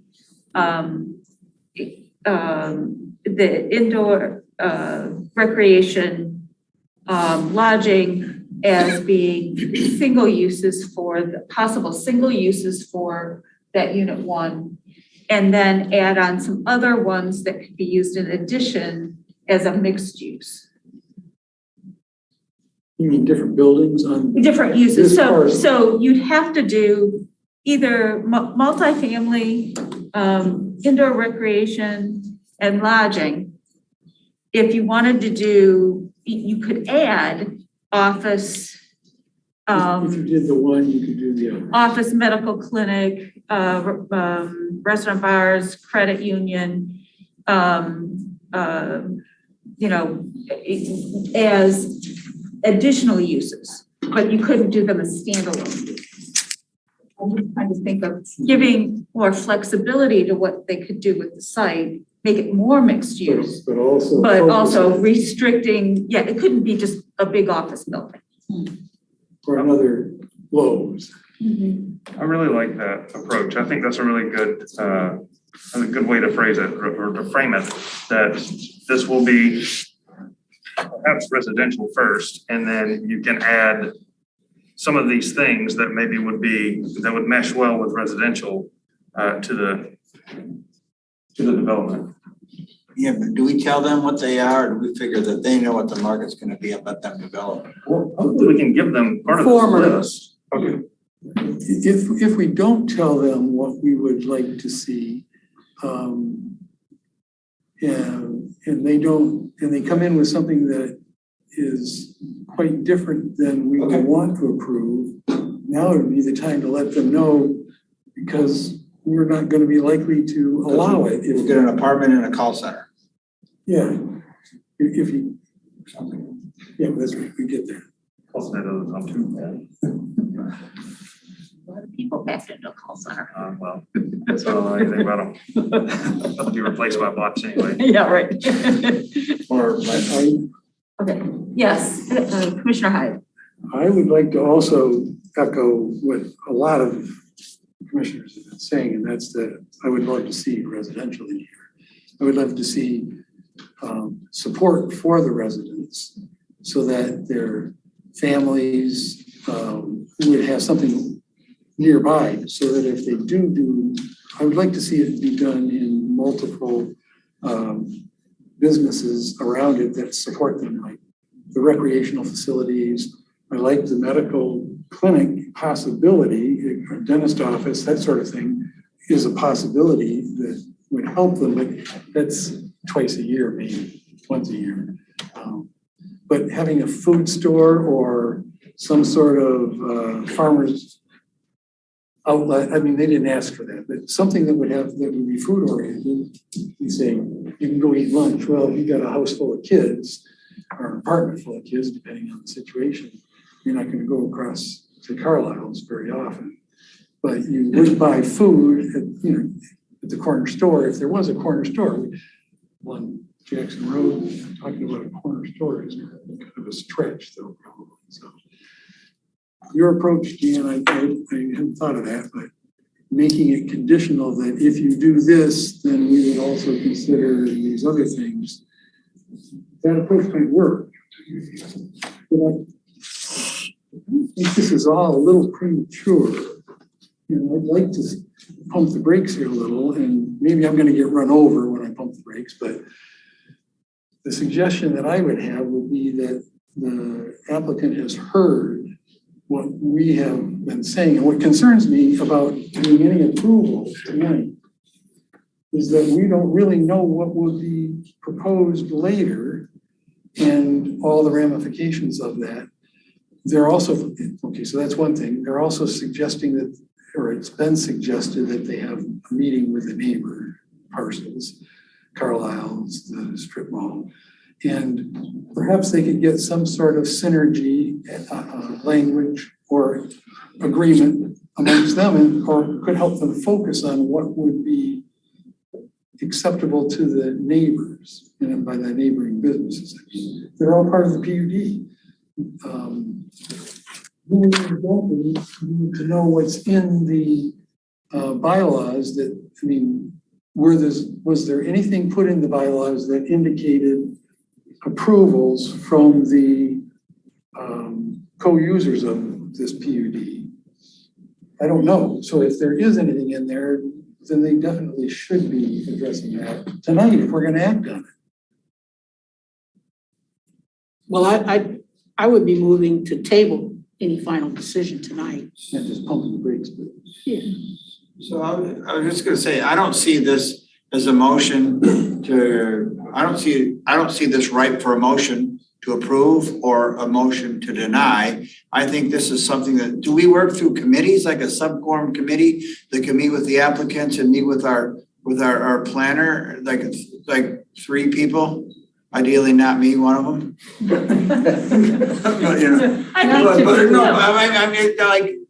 I think this cake's not ready to be baked, so to speak. So I don't know, do we do that? No, I think I think we asked you to come up with a list. This is pretty typical, when we're dealing with something, that is important, because we're approving some uses that, we don't know. So not to, intentionally delay, but I think you've heard your neighbors.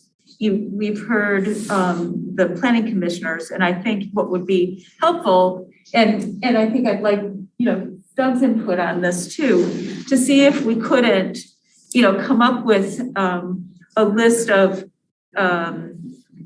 key uses and then also some mixed uses that would be acceptable. Because I want you to think about it too. And come back, and I know I would gladly meet with you and Doug, and maybe there's another commissioner, Commissioner Hyde. We can do that, and we can come back and discuss it again in 2 weeks. Yeah, we were not coming here expecting that we'd, be approved for something tonight. We want to have the discussion. We're happy to do that. In some communities, they call it the table of the whole. There's different, where we would meet with, you guys and try to either come to an agreement on the list that then we can present, or there's conditions to certain things, so on and so forth.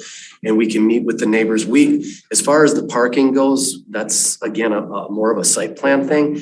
We don't suggest that we're going to try to make the parking worse. There could be some uses that actually help the parking that's there, to be honest with you, and lower the impervious. So there's a lot of different things that we should probably talk about and come back to you with. We've heard what your probable priorities of the list are, and we know what the issues might need to be. So if we could do that in a timely fashion, we're totally open to that.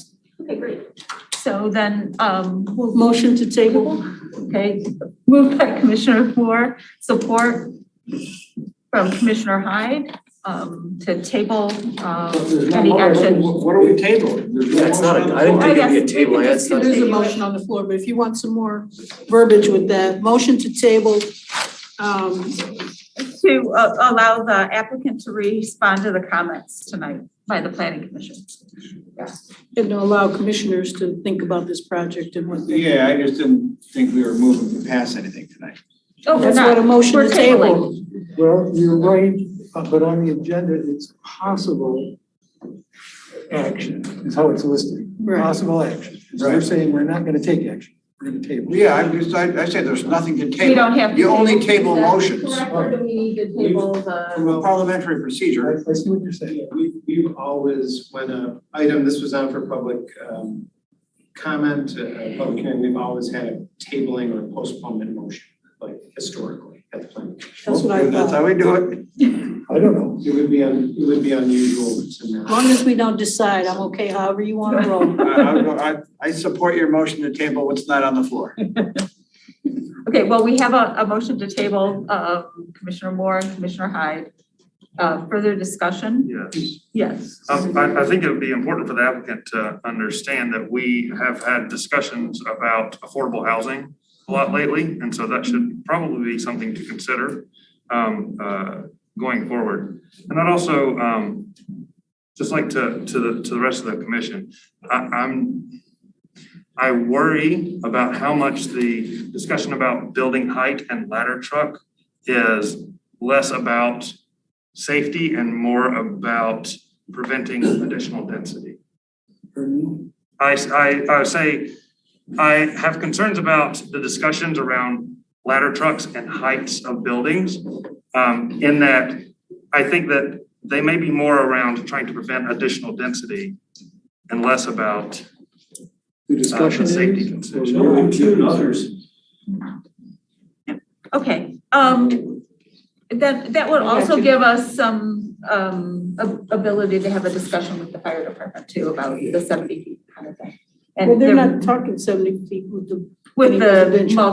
with the residential. Yeah.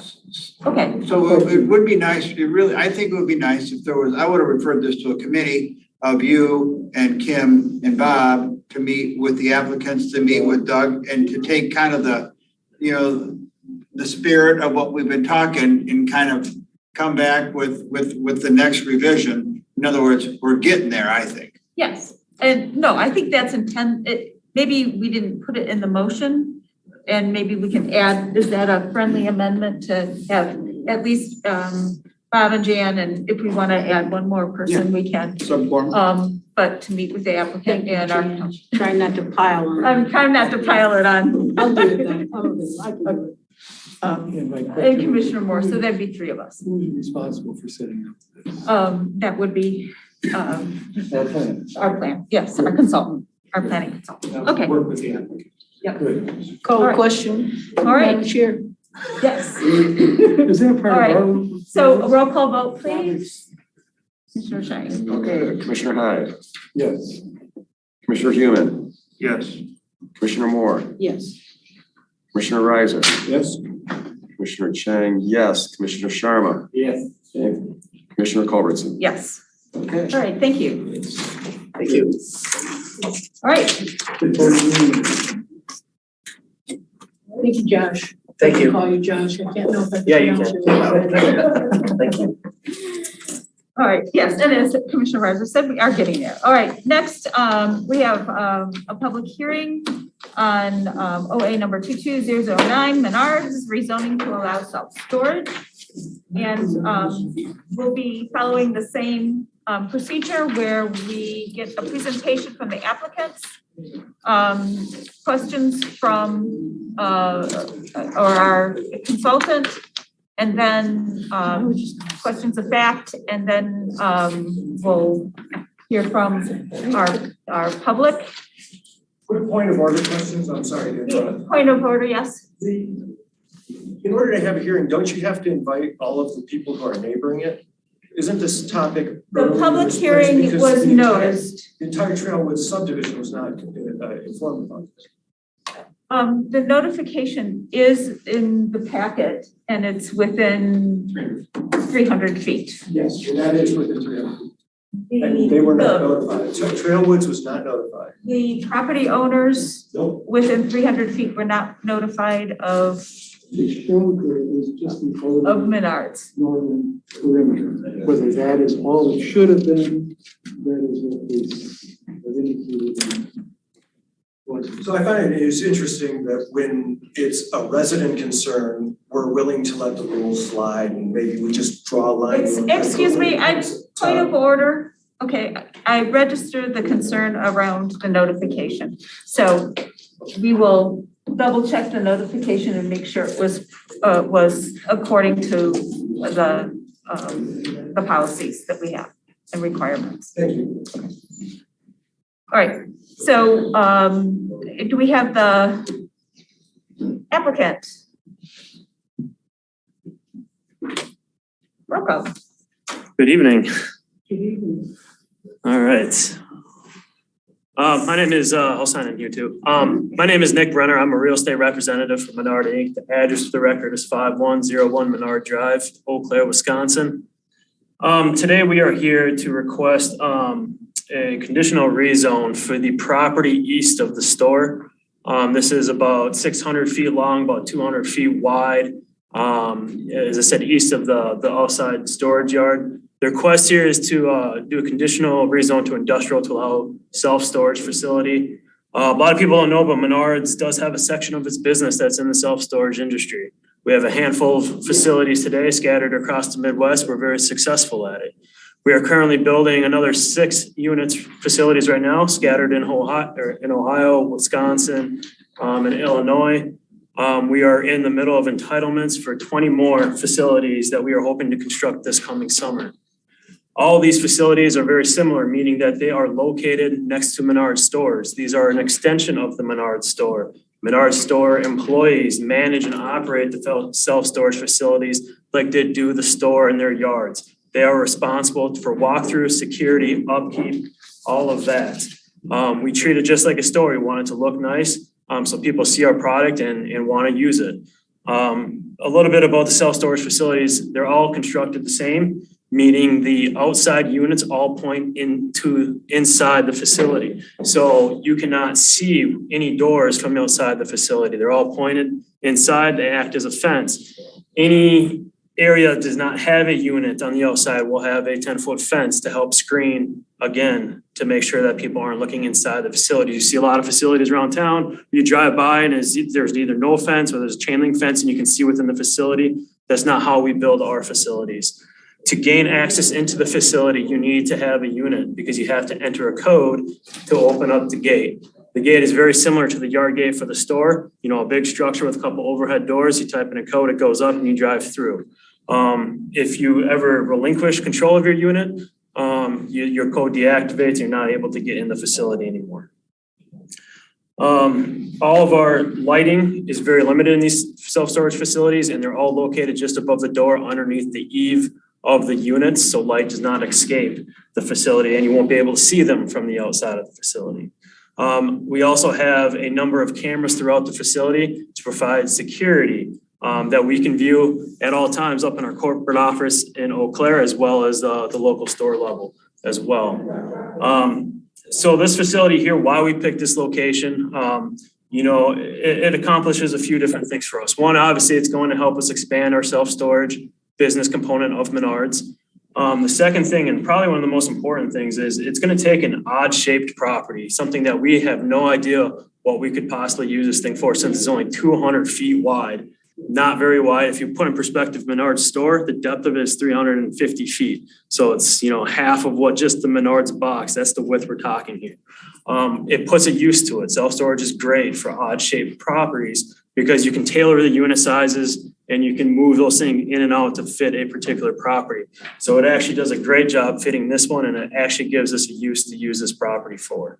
And the third thing it does is it gives us a little sense of security. We obviously have some more out parcels that will remain commercial around the store. We always are expanding. We've already expanded the store once since we built, adding another lane onto the yard gate. In my time here in 10 years, we've rolled out 2 or 3 store remodels to all of our stores. So with that being said, if we sell out the out parcels, we at least know that we're going to continue to own additional property. Yes, we're asking it to be self-storage now, but there's nothing that says in the future we couldn't take some of those units out and expand the store or the outside lumber yard that direction if we need to.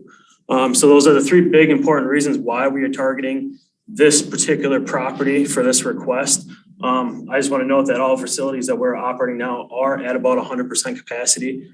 So I do want to note that we have been successful and we plan on being successful here as well.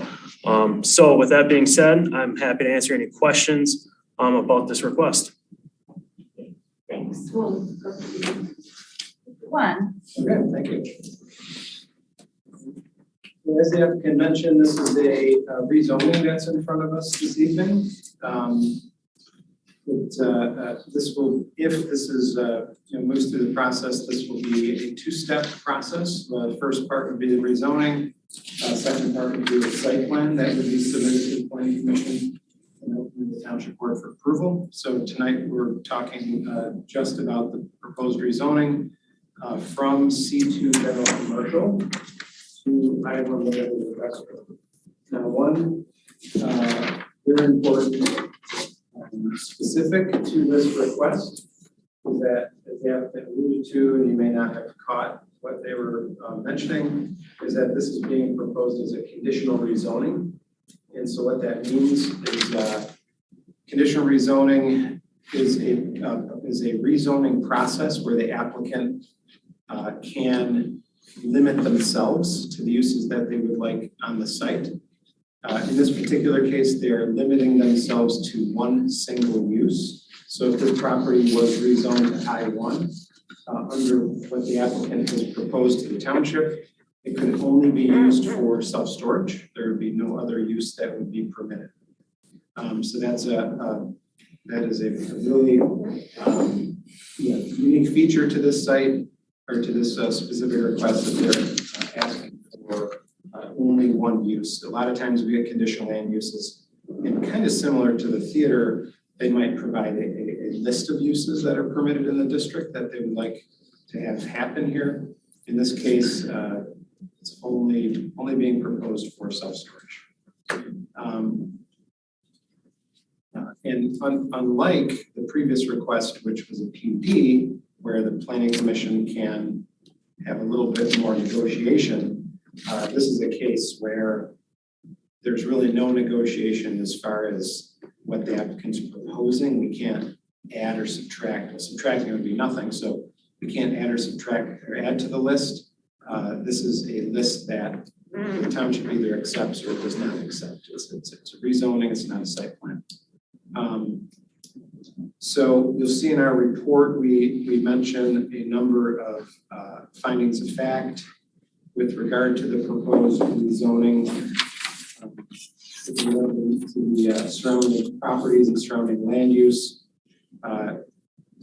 Obviously, the Menard site itself is to the west. There are some industrial and commercial properties to the north and east. And to the south is the Trailwood subdivision across the Honey Creek. So it's all non-residential to north, east, west, residential to the south. The master plan does call for this property to be exactly what it's currently zoned now. It calls for it to be retail. So this request is not in conformance with the current township master plan.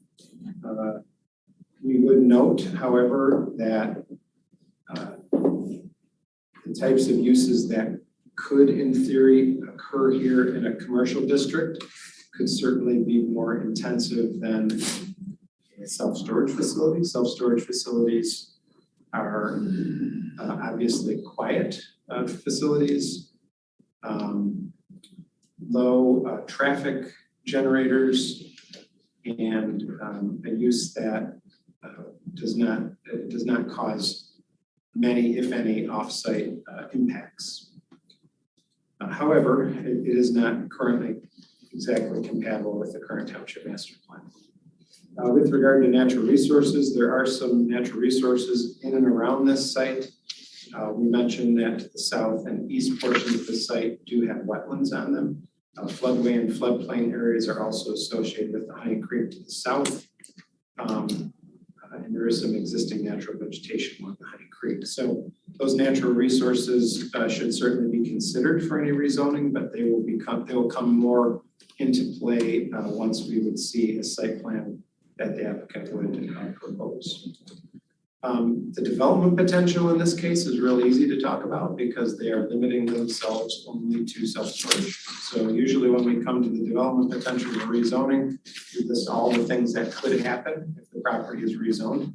In this particular case, the only thing that could happen is a self-storage facility. Traffic impacts and site access. Traffic impacts for a self-storage facility are very small. We calculate for a moderately sized self-storage facility of about 594 units that would generate, according to the ITE trip generation manual, about 99 trips per day. So in the big scheme of things, 99 trips per day is very small impact to traffic. Essential facilities and services. This property is within the township sewer and water district. However, as you can imagine, a self-storage facility does not use much sewer and water, so the impacts there would be minimal as well. There are 5 factors for rezoning. We provide some commentary there. I won't go through all 5 of those, but if the Planning Commission has any comments on that, we would be willing to try to answer those the best we can. And at this point, we are recommending approval of the proposed conditional rezoning from C2 general commercial to I1 limited industrial. Again, that is only for self-storage. And we provide 8 findings of fact that I've just gone over, so I won't go over those again. The Planning Commission, in your motion, if there is a motion to approve or deny tonight, you certainly can use the findings of fact in really either motion to approve or deny, because they're applicable in either case. With that, I don't have any more comments, but if there's any quick questions of the Planning Commission, I'd be happy to try to answer those at this point. Questions for Mr. Dewan? Other than C2 is what's allowed there now, retail sales, personal services, business, dental offices, restaurants, government buildings, just kind of banks, credit unions, that's kind of what's allowed by right, but then there's some conditional uses that are allowed there, either garden centers, vets, animal clinics. So we're gonna take it from that. All right, I think minor motor vehicle repair is also. Yeah, okay. I'm looking at -74 for C2. My motor vehicle is also one. So we're going from that, it's kind of like, isn't it kind of like an infill parcel, really? It's like, it's an odd parcel because it's north of gorgeous homes in Trailwoods. And really, one of the gems of Scio Township, we've got this Honey Creek there. God, it'd just be. Okay, we just Sorry, need to yep. get, let's All do right. facts and then we'll get into discussion. Sorry. I have one question, and that is, if it is rezoned and for only self-storage, if Menards wants to expand into that, they can do nothing but self-storage. So it's Without limiting rezoning again. without rezoning. Yes. They're limiting themselves. Right. And then any other questions of fact? Then we'll move, oh. I don't know if it's for the petitioner, but maybe for Doug also. What will the hours of operation of the facility be? Is it like a 24/7, 365, or is it limited? Yeah, so the hours of operation is you can access it at any time. If people pay to use the units, they need to be able to access their merchandise. The store, obviously, the support and everything like that will be during store hours when they're open. So there won't be any employees, any caretakers on the site? Those will all be the store. They're located at the store, and they, obviously, being right next, they'll just walk over and do what they need to do. But there's no like office like you see from, some other self-storage facilities, yeah. The store is the office, I guess. Okay, so we're gonna then move to the public, and we'll begin with, you had a question? No, I'm sorry. Okay, no, that's good. So if there's anyone present, please come forward. Brought a visual aid if you don't mind. I can. Thank you.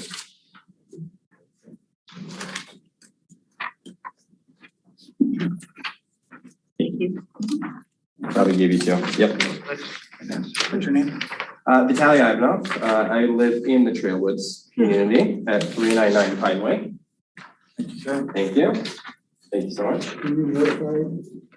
We weren't, no.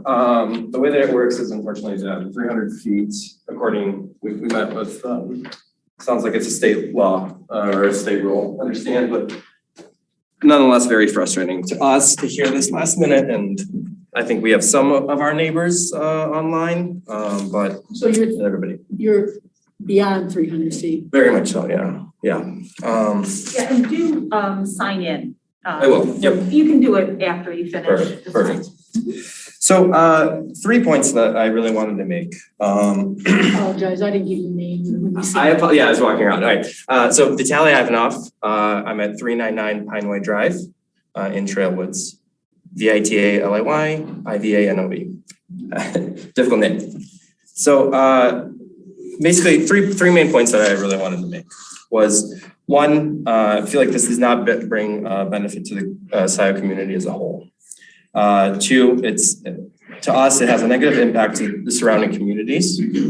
And three, from my perspective, I look at this as a tangential revenue opportunity for Menards at the cost of the community that it serves. On point one, we already talked about it, but this does not meet aligned with the master plan. Also, on this, I have a couple, couple of sub-points for this point one. One, this is in line with the master plan. The 4-year visual, this doesn't feel like this doesn't solve a community need. We already have 6 self-storage properties within 5 miles of Menards.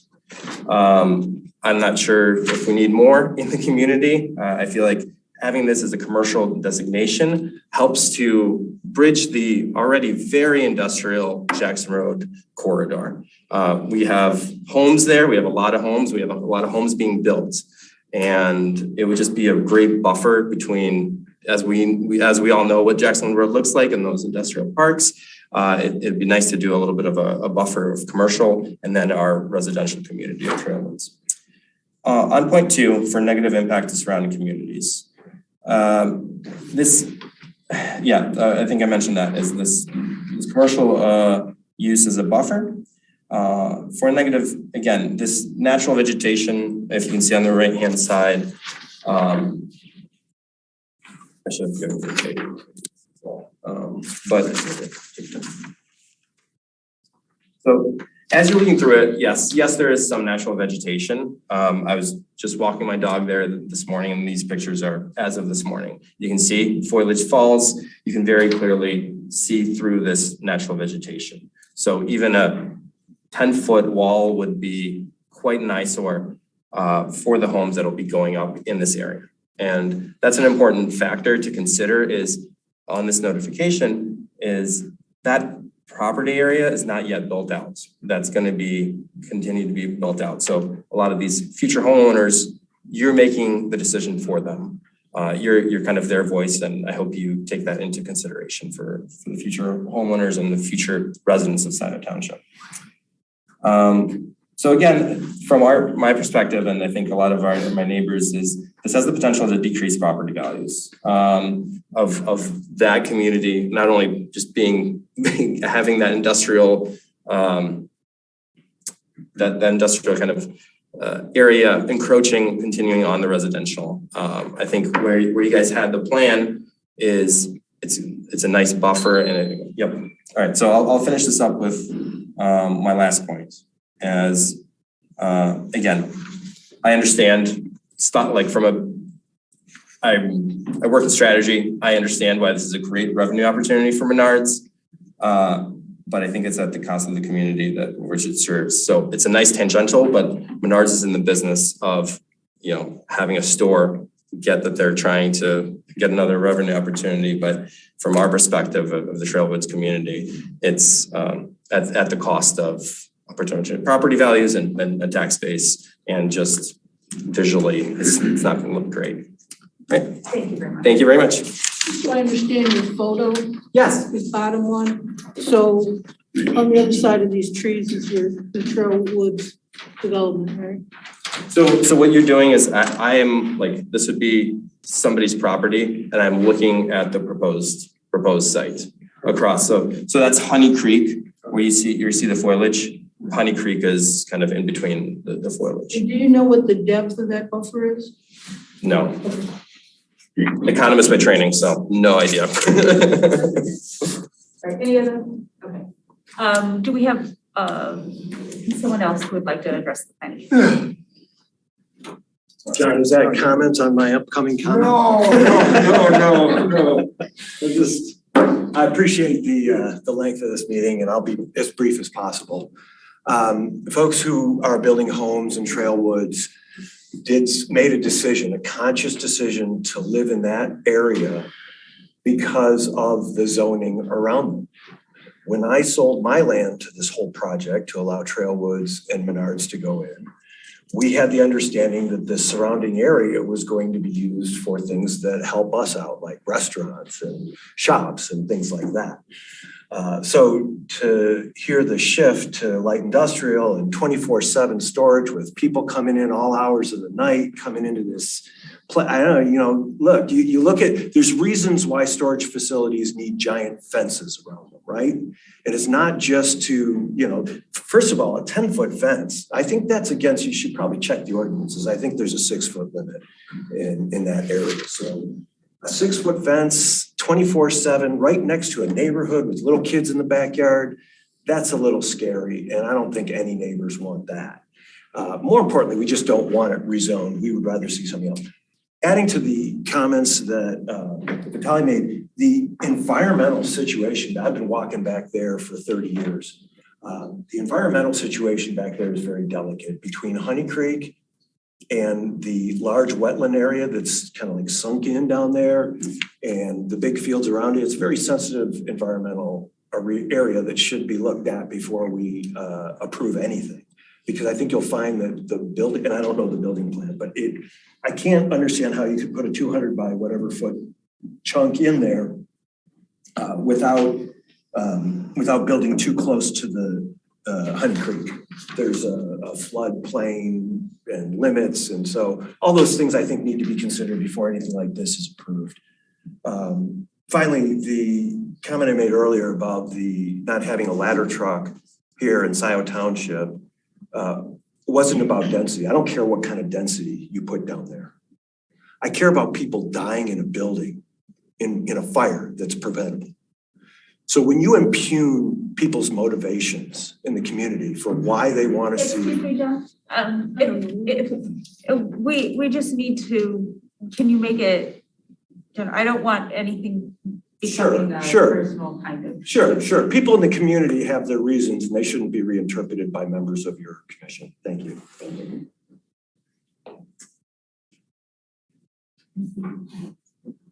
All right. Is there anyone else that would like, that is in the room that would like to address the planning commission? Please come forward. We have a couple people coming up, but. Phil Carpenter again, another opinion. With this, why are we asking for a rezoning of the whole 58 acres into light industrial? Usually when you do a site plan proposal, it's for the 16 acres that you want to build these storage units on. I agree with him. I think. A point of clarification, this is just a rezoning for that small portion of land. Little under 15 acres. Yeah. I'm sorry. It's just a rezoning for the small section. Storage buildings. Just area Yeah. in yellow. It's not for all of Menards. Okay, I got something I got from you said that you wanted to rezone the whole 58 acres. I'm sorry? No. I forgot my hearing aids, so I'm kind of at a big disadvantage here. Okay, so it's only for that. That's, to me, I said in here that you had didn't know what to do with the property. And I think it's actually quite a desirable piece of property from a residential standpoint. It backs up to Honey Creek, which could be really beautified and made into a really nice piece of property. It's kind of been allowed to languish now. I pulled 4 tires out of that creek last winter. And you've got the pathway coming down through there.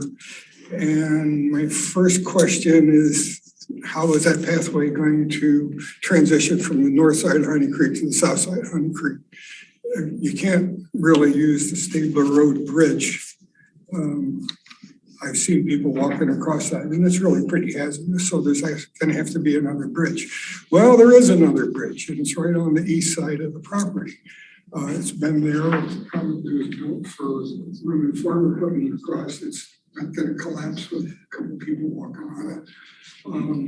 And my suggestion is that Menards dedicate and donate the money from the setback space behind the lumber shed over to wherever it ends up.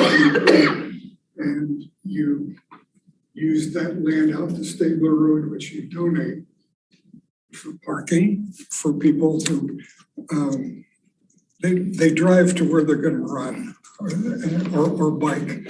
So you need parking. Then you'd have parking on Stabler Road, and you could continue the pathway on the north side of Honey Creek and use that bridge to transition back over onto the south side. It'd be a nice charitable thing for you for Menards to do. If you did build housing in there, it would increase your customer base, and it would, as you know, you have a lot of employees that live over at 6655. You'd have some more employees that would come out of 66 or come out of this house. So I don't think that it's good use of the property. I think what Scio Township needs is more people. There's a lot of commercial and industrial real estate in the township that's not being used. And the whole idea of developing that 58 acres is light industrial. It's a little scary. Seems my house backs up to it.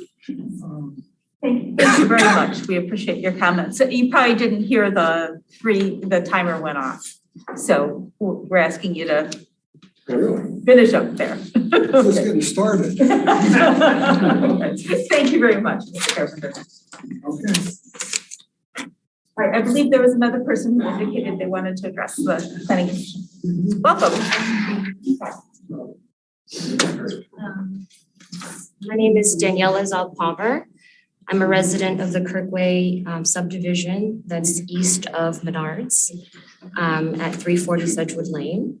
I'll sign this after, but there are three things I wanted to bring up. One is I did want to verify the size of the rezoning, and so it is only the side, correct? Just what's needed. Okay. The one question I have to that is what is the potential that it could later be considered to expand the rest of the property if this turns into limited industrial?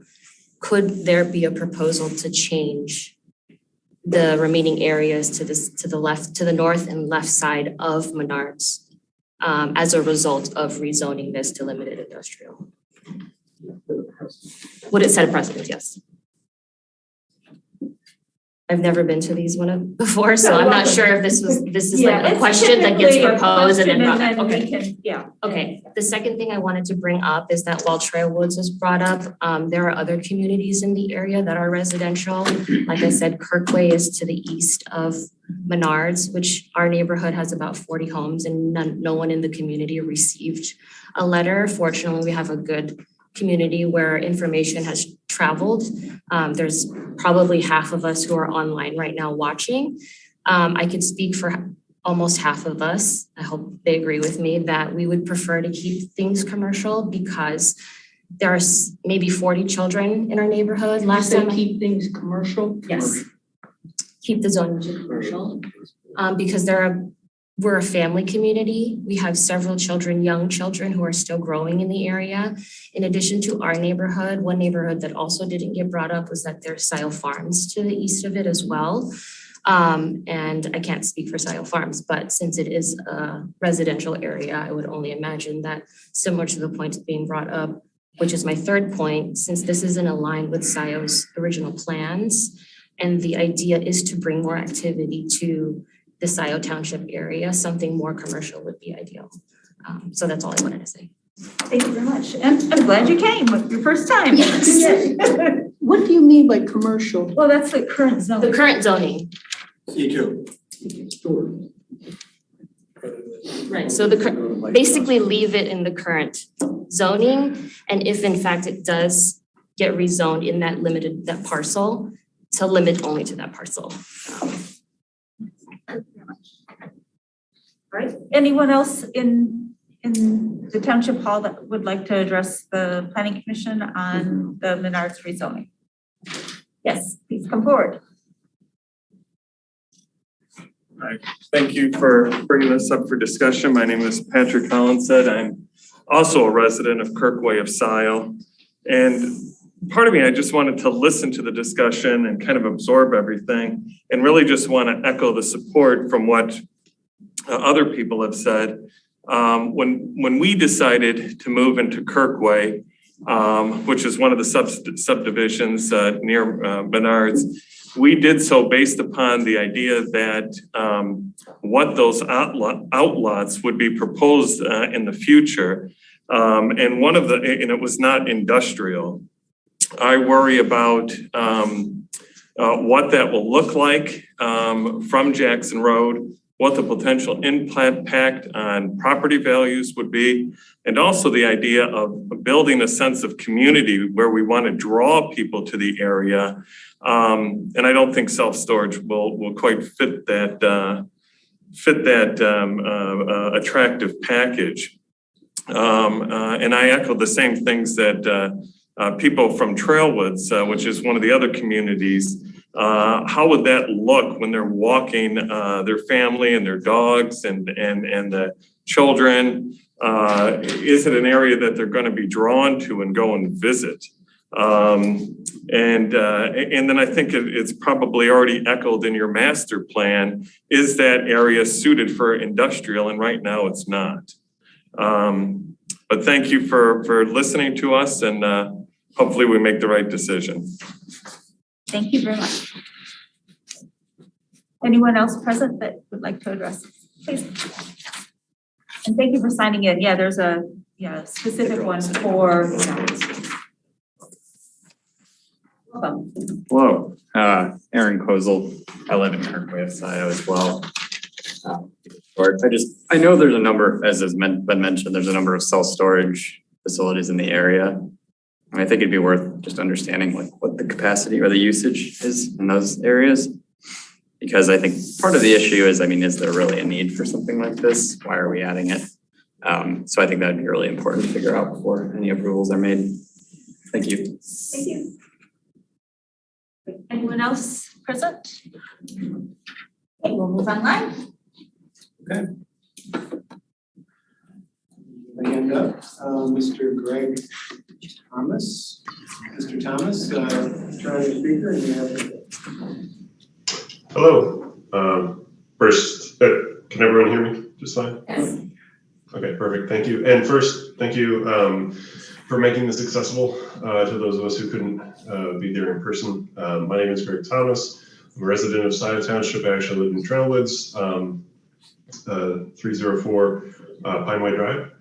And I just wanted to mention a few things. So first, echoing some of the other residents' concerns around preferring to have the current zoning in place, just because I would prefer that as something that would be nearby to my area where I live and where I'd like to go and take my kids and things like that. I prefer that, but more so, I've been hearing, not just with this item on the agenda, but also the previous item on the agenda. I'm not gonna claim that I know the ins and outs of the master plan for Scio Township, but it strikes me as this proposal seems a bit counter to what has been discussed so far, in that it sounds like, again, there's a goal for mixed use, there's a goal for population density, there's goals for drawing people in. I personally view a storage facility as something that's almost kind of like a dead zone. It's like the people that are going to be going there and coming there, right? They're going to come in, drop their things off or pick their things up and leave. It's not really drawing in a lot of traffic that would then want to then go and enjoy a restaurant nearby or something else nearby. It seems like, again, this is an issue of opportunity cost. So the question is, if this was designed with a specific use in mind, presumably to further the master plan and the goals of the township itself, if we go through with this proposal and rezone it, what is the opportunity cost to the township? What are you foregoing that you could potentially instead have used that might further your needs in your master plan? That's what kind of just struck me listening to this, and I would just urge you to consider that as you're debating this. So that's all. Thank you very much. Thank you.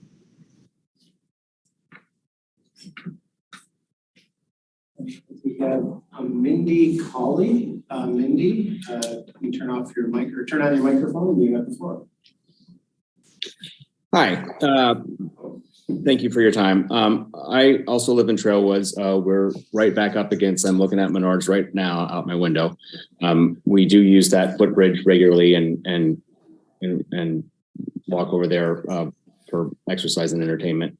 We did purchase this house with the understanding that that area was zoned for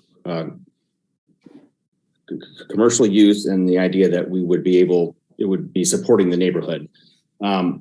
But that's just kind of regurgitation what other people said. The main point I wanted to make was, it appears that east of the building, there is an engineered stormwater retention structure in that location. And I'm a little confused because if you're going to put a building there, it seems like that would encroach upon that structure that's currently there and has a designed use.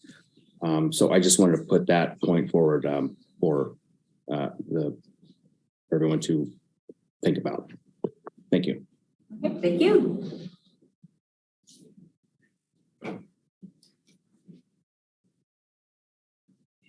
There's another hand up. Just is first name Peggy. Peggy, turn on your microphone and you have the floor.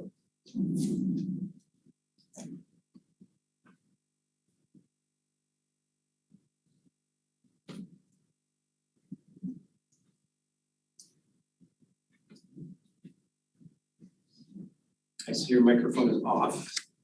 This time is up. So we can. Yeah, why don't we come back? We can come and- back to, this is the name Peggy. I don't know if you can hear me, but we cannot hear you. So why don't we come back? Yeah, just turn your microphone off. So let's see if there's any other folks that would like to say anything. There are no other virtual hands up at this moment. So we'll give you all a minute or two to gather your thoughts.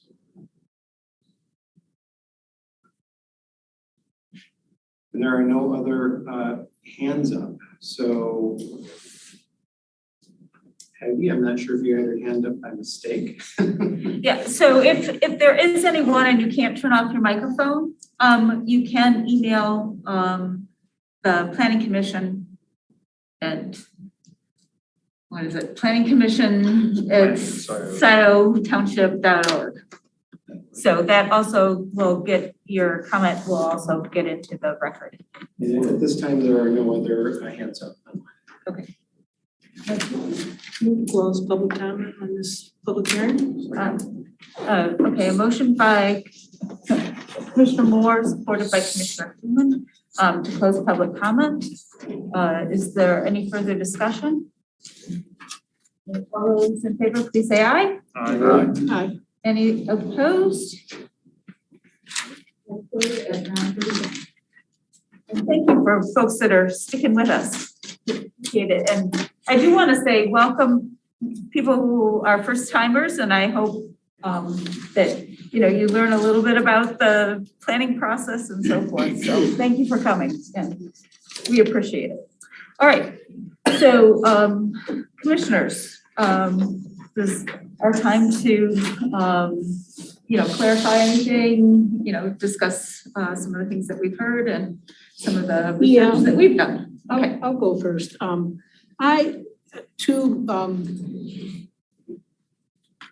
of the, I should say it this way, some of the comments on public time resonate with me. I've noticed the high rate of storage, self-storage facilities / car washes proposals that we're getting along Jackson Road. And so those remarks are not lost on me. Although I was more amenable to this project because it was already on new property. It wasn't taking up another piece of property. But I am very concerned about the buffer zone. And so, I think a lot of times what we say we want the residential, then we have to make sure that the residential is, especially how these communities are situated compared to Menard's property. We have to make sure that the communities, the residential communities are buffered so that, the quality of life issues, yes, will capture all the things I would list. So I'm very concerned about that. So for that reason, I would be, I'd probably be not disposed to voting for the what you're trying to do. I'm looking at Commissioner Hyde's stuff here. So I'm seeing this very thin buffer. I mean, do you know how wide that buffer is, sir? Yeah, can I address a couple of the things that you're talking about? Yeah, but can you tell me how wide that buffer is? I would imagine it's over 200 feet. Oh, 200 feet. Because you have to imagine too, someone mentioned the existing stormwater pond, right? That's staying in place. We're building to the north of that. And then we're riding straight alongside. So our stormwater pond for this facility is going to be located between the floodway or the floodplain line and the self-storage units. And there's going to be another pond on the east side. So this entire facility You have Honey Creek, and then you're gonna have our stormwater system, then you're gonna have the landscaping that we're required per code to plant, and then you're gonna have our self-storage units. That is a massive buffer. You know, we're talking 200 feet. So when it's all said and done, this little 8-foot tall building that you're not really gonna see much of it. And you know, I just want to touch one other point. If I'm going off track, just redirect me here, but I understand that people said they want this to remain commercial. I wish I could have everyone in this room come to a meeting with me when I do a new store, because the things they're saying about commercial, you know, that it brings more traffic, that it's more noisy, that it's louder. I mean, those are things that I fight when I put a new store in. We came in here with a great use, a great buffer between existing commercial and industrial and residential. We're proposing use with hardly any light, hardly any traffic.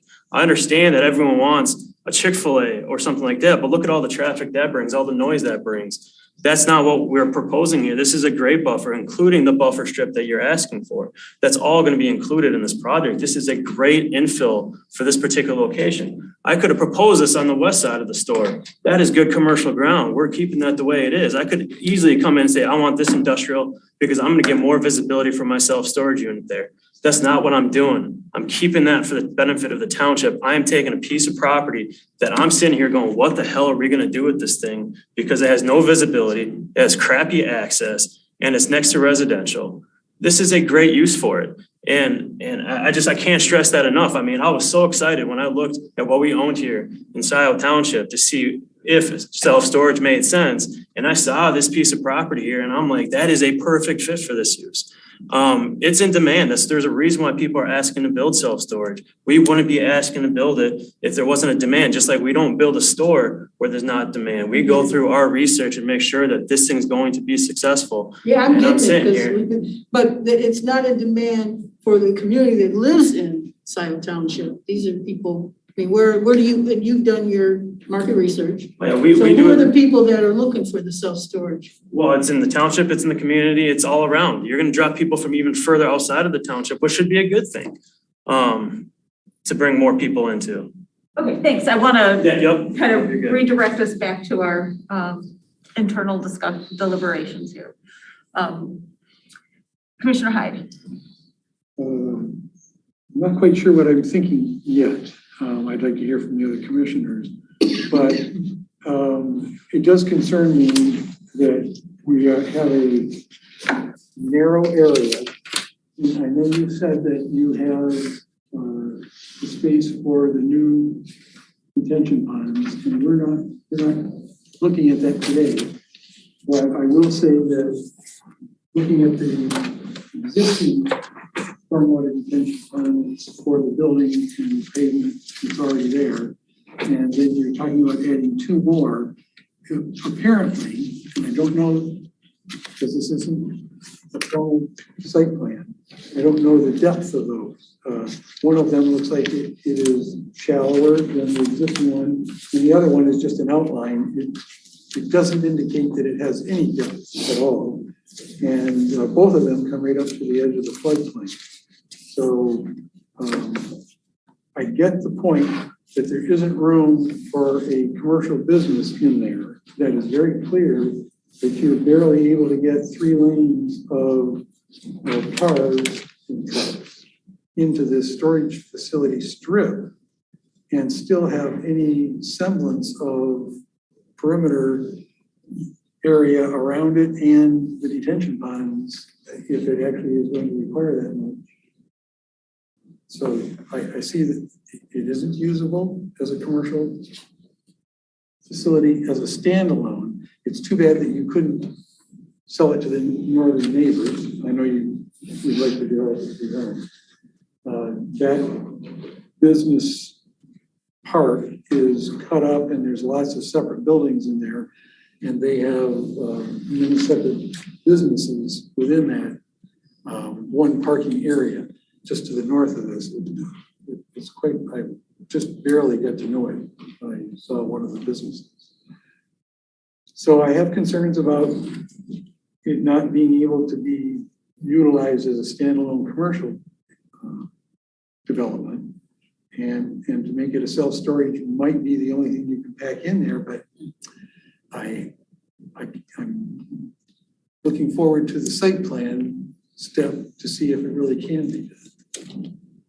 And I have, just to put that point, I have a full civil set here. You can take a look at it if you want, but it shows the sizes of the ponds that we fit within. And we had to shift a couple of units around. Yeah, absolutely, 100%. And you can see we're outside the floodway as well. Commissioner Reiser. Yeah, no problem. So, this is kind of an infill parcel, right? It's like you gotta sandwich something in there. You have the right to currently permitted uses under 36-74 paren 12 permitted uses. And I talked about some of them earlier. You could do a bank, a credit union, a church, a synagogue, a funeral home, a large appliance store. You could do all these things.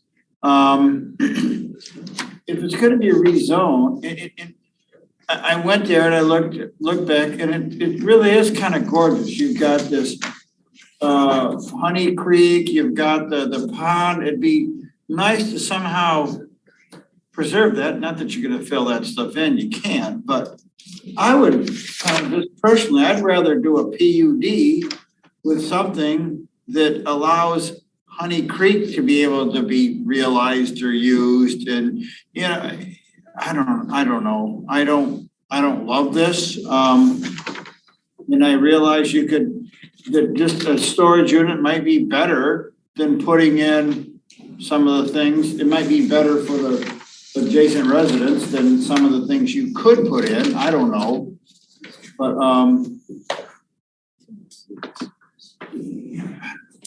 you're doing it to kind of build out part of the Menards family of businesses rather than to meet a community need. Not that community members won't use that, but I don't know. I have reticence and have my mind made up, but I have some concerns. Like you, Bob, Which side of the coin I'm gonna end up?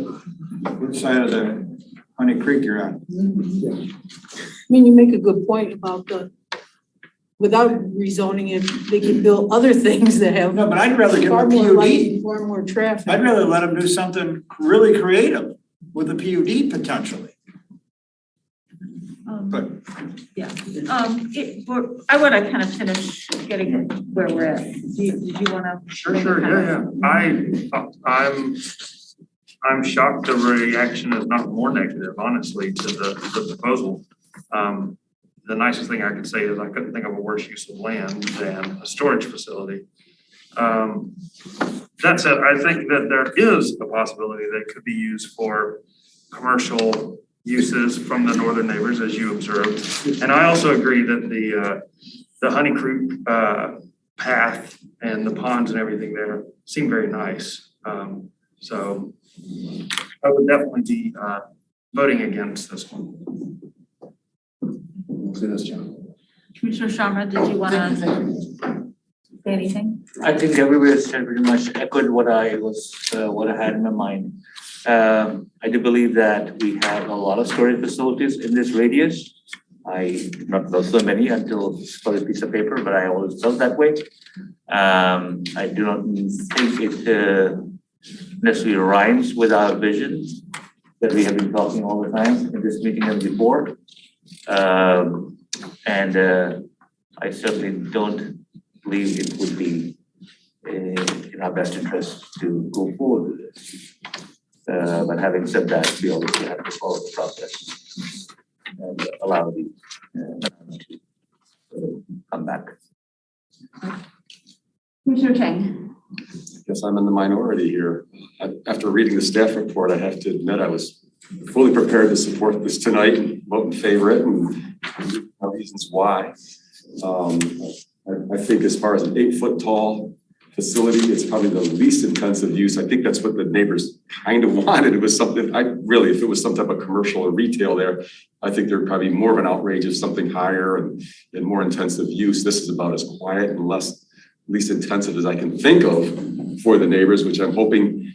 There's no site plan. I was looking through the site plan, hoping that there was a lot of coniferous trees. I'm sure if I came in at the site plan stage, I would say, you're going to line this thing with trees that they cannot see deciduous. I know the deciduous trees, the leaves falling, that you're going to screen this, that they would never be able to see this from their from their yards. So I was prepared to support it. My biggest concern is, it sounds like maybe we need to have a meeting with the neighbors. They weren't notified. It sounds like they weren't within the 300 feet. I don't know if that helps.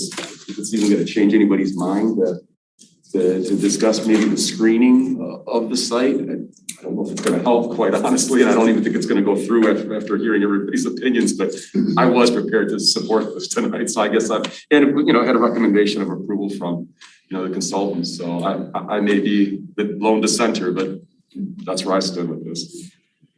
Yeah, I had one other thing. I am conflicted about this, and probably because I see Honey Creek as it's a resource. It's one of the major tributaries in Scio.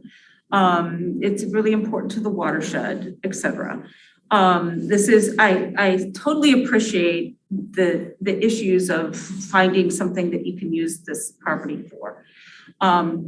One of the things the Planning Commission is going to be requesting funding for is a Jackson Road corridor study and really looking at how we can do some more placemaking. And Menards, we really want Menards to be a partner in that, because that's a huge parcel of land that you have, and how that gets developed. And what we're looking for is less of the Jackson Road strip retail and more of placemaking. And when I see, I go back to, I think it was Mr. Thomas's comments of, that the opportunity costs here. And we've got, something that could really be beautiful. And with the pedestrian links and Stabler and so forth, actually, Menards faces forward. Well, this could be an incredible, really kind of dynamic nature, kind of bringing the, community along that bank and making it more visible, and useful. And so, my reason in probably not supporting it is because of, wanting to really look at what's the highest and best use of this is, a connector and within the community. And that would also support, what Menards, increasing business and so forth. So I don't know how, others feel like, because the master plan, but also what we want to create, along Jackson corridor, the Jackson Road corridor. And with all of these, developments that are happening in there, trying to link them to Jackson Road. And Menards has that piece of property that we can do that with. So that's, I don't know, it's sort of like, I want to deny it, but I also want to issue an invitation to be a part of that, sort of planning process. So that would be my thinking. This change is not per the master plan. I forgot to mention that. That is a big part of my dilemma. And also, I think where we've started articulating how we want to, shift some of our thinking on Jackson Road too. That. Full stop. Did we meet our requirements in notification of the public? The 300 foot, and this, I guess I have to, by law, yes. And I think this is, we're going to go back to trustees again. And this is, how we improve our communications. And I would, two ways. One is better use of the website so that we can actually post things when they come in as being a submittal, which other townships do.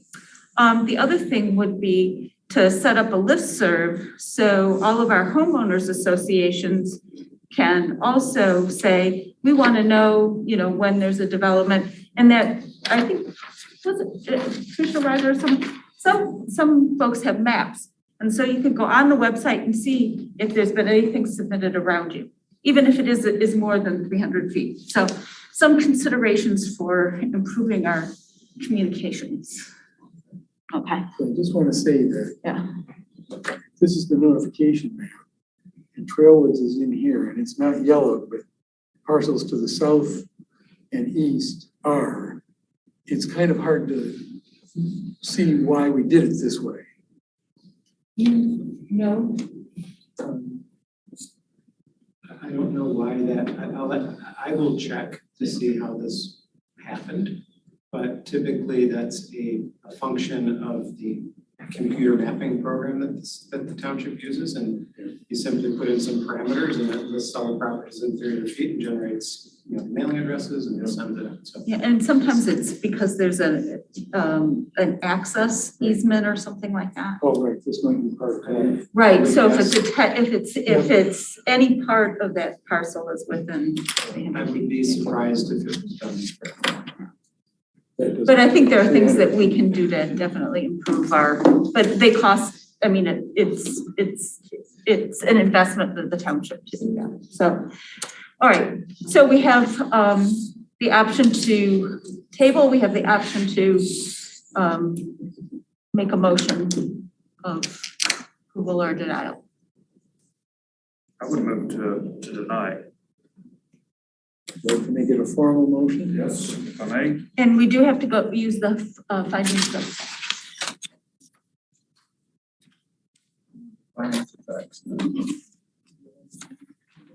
Well, let me pull up the specific section so that I can respond. So,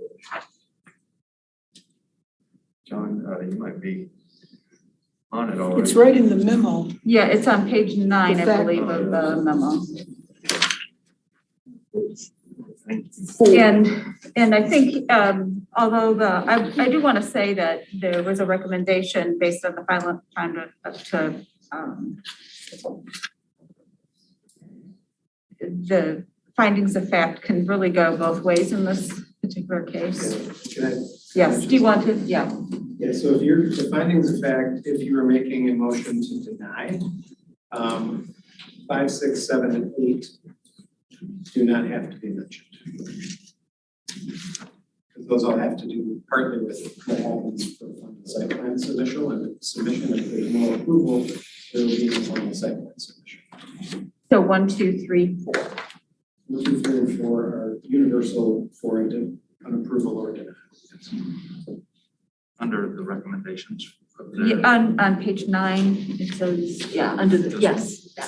So those What page 9 of Mr. Luong's memo? Oh, actually, it's of the combined, of the I see attachment. it 9 or 10, yeah, I see it now too. Yeah. It's really, Page 4? Page 4. Page 4 of the memo, 35 of the packet. and 9 of the attachment. And I would also, can I make one other comment? Yes. Sorry. Go ahead. I would also, if you're using 1 through 4 as findings of fact, number 2, if you're making a motion of denial, I would take off the last sentence in number 2. And the natural vegetation. Do you see where that is? I have no clue what we're talking about. Okay. Here, right here. You don't use that to the last Sure. sentence. So Okay. basically, I'm just reading this for. Yeah. Yes, but these are. Fine, you could do findings of fact 1, 2, with ending at vegetation. You didn't have to read it. It'll go into. Yeah, just stated. Yeah, ending with it. and any changes to the findings of fact. Okay. All right, okay. I'd like to make a motion, based upon the information received from the applicant and reflected in the minutes of this meeting. The Planning Commission finds the rezoning name received by the township on date. Fill them in. Let's see. So the Finds rezoning- name is. It's right at the top. Thank you, Menard's rezoning. Ordinance amendment number 22009. I'll just say as received by the township. You don't need to. Okay, thank you. As received by the township. fails to meet the informational requirements of section 36-461 as outlined in the recommendations received from Carlisle Wortman Associates, specifically items 1 through 4, excluding the final sentence of number 2. And the factors found in section 36-462 of the zoning ordinance. And recommends denial. That's right. You got it. And Yes. that it does not meet the master plan for this area. Yes. That would be in sentence 3. Yeah, it's included in section. It does not, Right. thank you.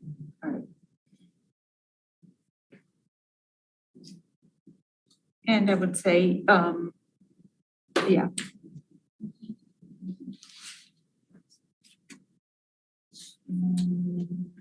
Any other additions to the motion? Do I have support? Okay, support by Commissioner Moore. Any further discussion?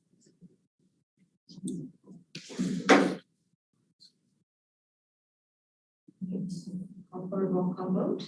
Commissioner Hyde, Yes. Commissioner Human, Yes. Commissioner Moore, Yes. Commissioner Reiser, Yes. Commissioner Chang, no, Commissioner Sharma, Yes. and Commissioner Culbertson. Yes. It's denied. Well, the recommendation Okay, is recommendation is for done. denial and it'll go before the Board of Trustees. And I do want to state that we are planning on doing some additional planning and we really welcome Menards to be a participant in that. Okay?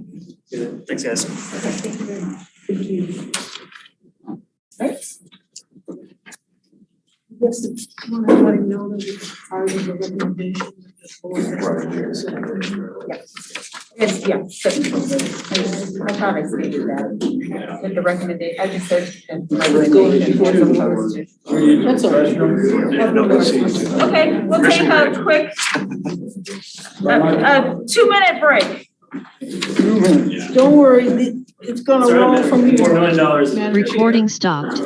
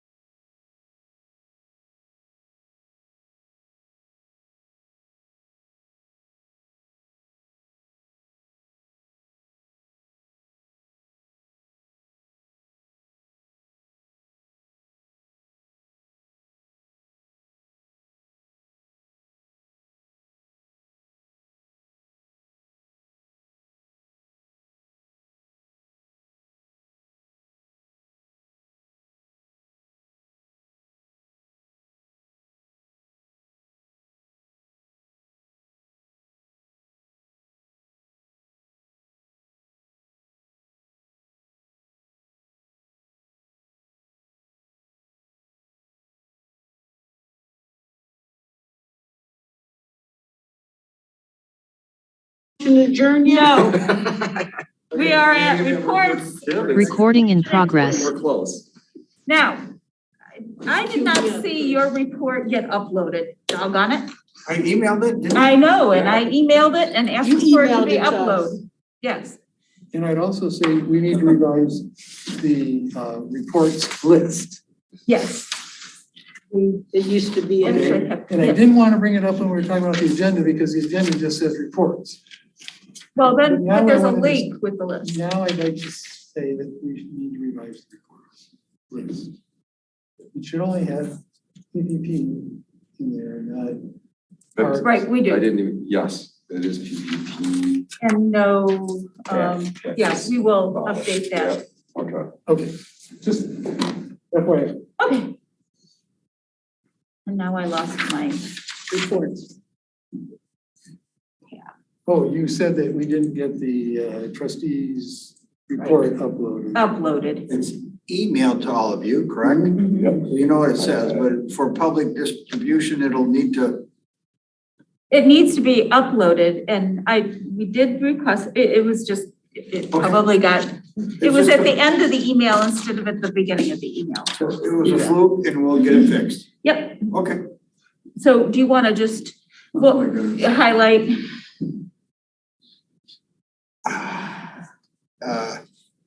Let me go to, do you have it? I do. Let me, pull it up.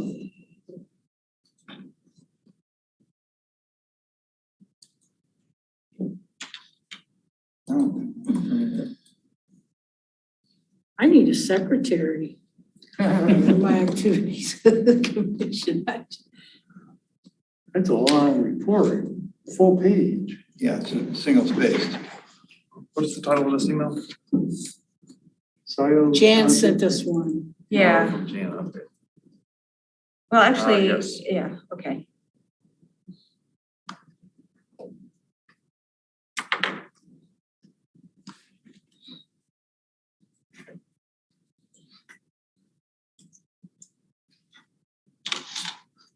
Previous person just wrote a one paragraph summary.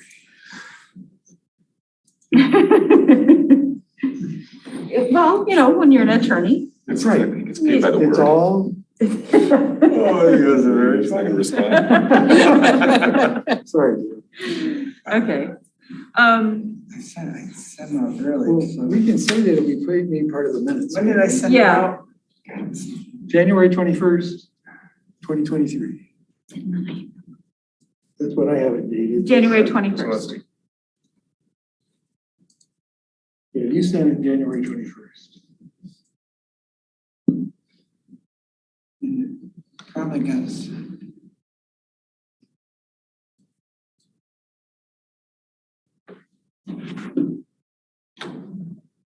Oh, we're forgiving the 1.5 million. Okay. That should Okay. be loan, not load, I presume. Oh, We're recommending that. And it hasn't happened yet. Are you on the board of trustees now? Okay, we will. I found the report. Yep. Guidance. Um, Look at the trustees. all right, Maybe they did. the highlights of the January 10th meeting, special meeting regarding possible commercial rehabilitation and brownfield policies for 300 North Zeeb Road, the 29-acre vacant parcel once used by University Microfilms. We also approved the job descriptions and funding of an IT manager, which would bring those duties in-house instead of being contracted out. We renamed the Scio Township's chief administrative official from the administrator to the manager like it used to be. Mark Thompson continues to serve as the township manager on an interim basis. We passed a resolution to hire a finance director who shall report to the township manager. We repealed the supervisor's job description, whose duties will now be set forth in state law under the general township statute, as well as the board of trustee directives, specifically ordinances, policies, and resolutions. We conducted a public hearing on the draft revision to the PROS, Parks, Recreation, and Open Spaces Plan. Chris Nordstrom from Carl Wortman presented. We are reappointed Mary Gillis as the editor of the Township newsletter, effective the next edition. Then on a week later, there was a special meeting by a presentation by the Fire Services Guidance Committee, of which PC member Bob Hyde is a member.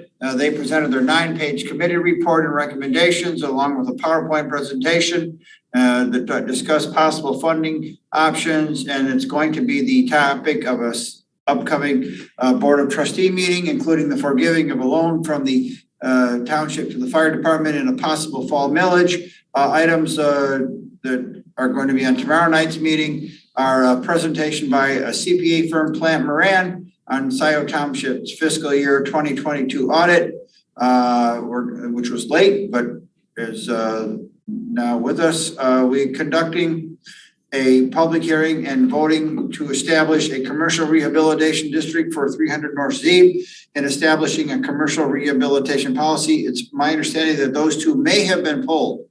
I'll see my next month's report. Pulled from the agenda? They may have been pulled from the agenda. They may not be ripe for consideration.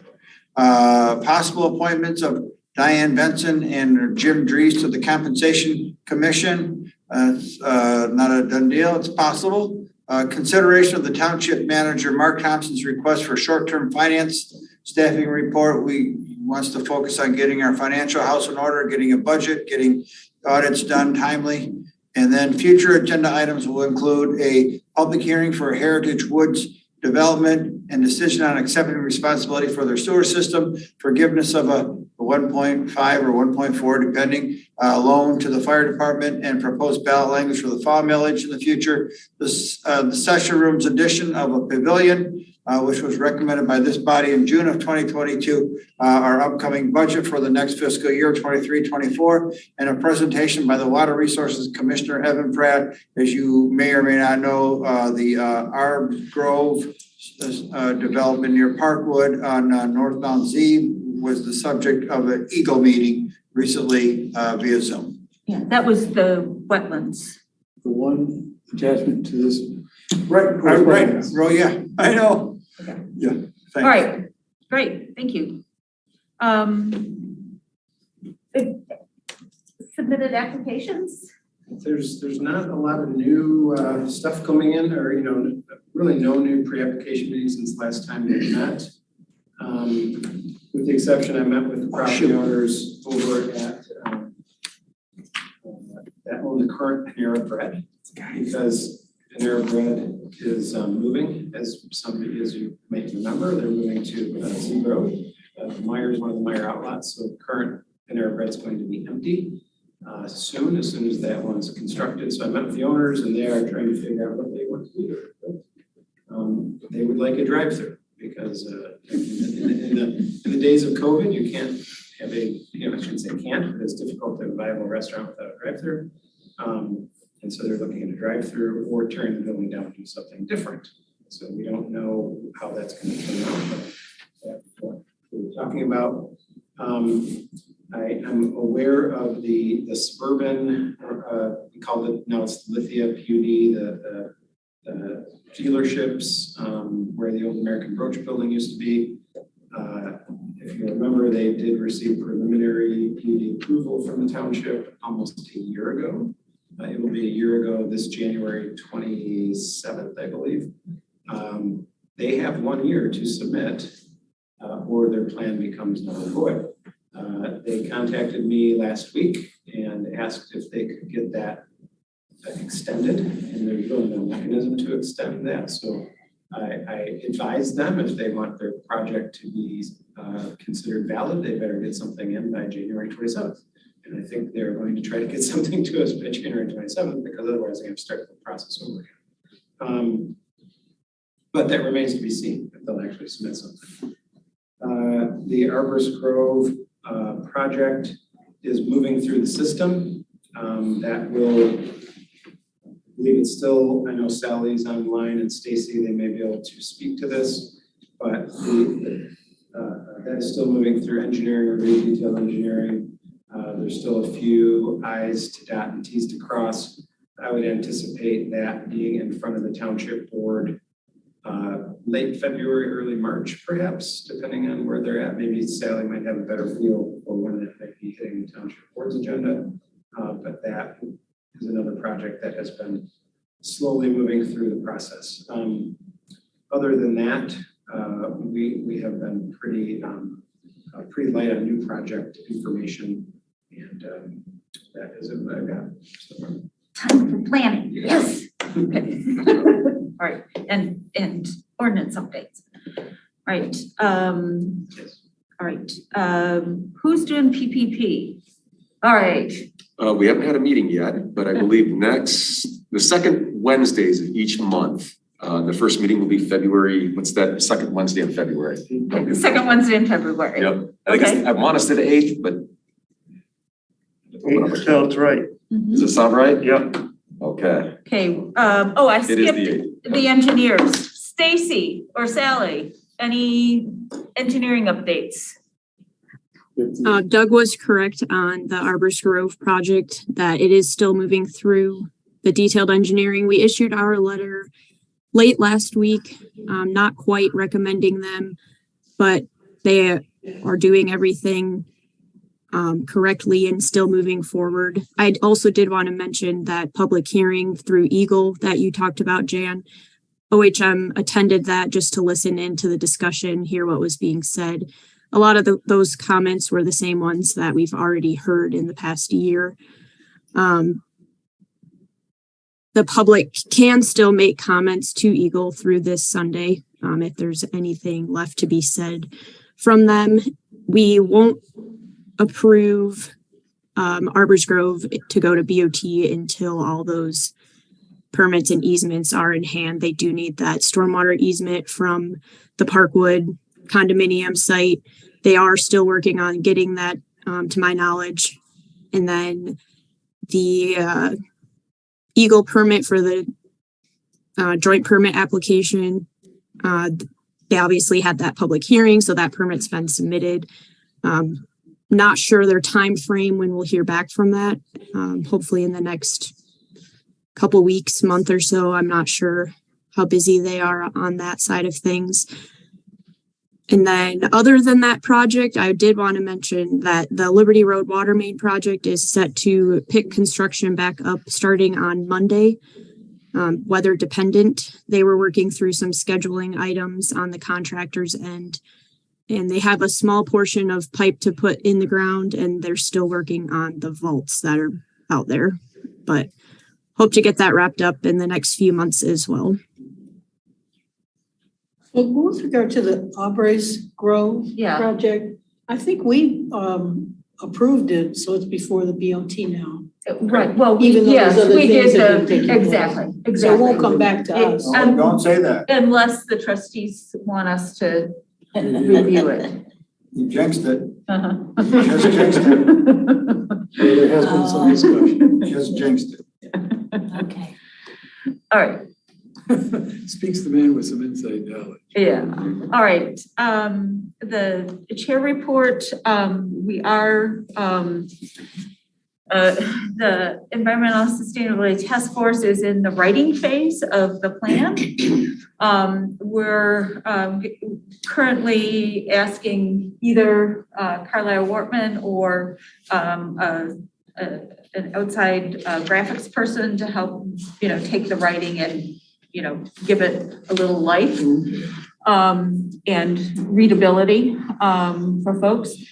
And hopefully that will be presented at our February 27th meeting. If not, it'll be the next one. And after that, it depending on how it's received here, the trustees also would like to be the final approving body for that. At least that was they had stated that in our working session together. Zoning Board of Appeals, I want to say we had one approval and one denial.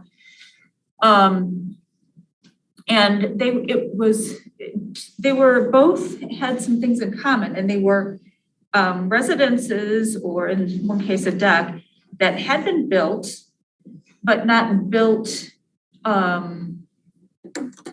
conforming to the way that they were supposed to be with setbacks.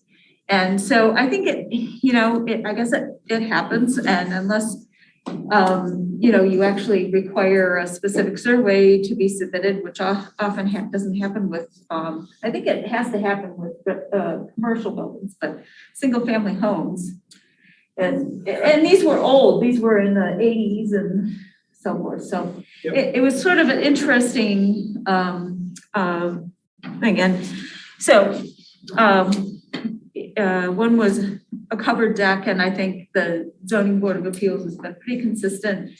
Decks can extend into setbacks by about 10 feet, but not if it has like a covered. You can't build a porch or a structure that interferes with the actual open space, if you will. So anyway, it was sort of interesting to see that. So how about the road commission advisory committee? Yep, well, so Sharma and I just swapped on there.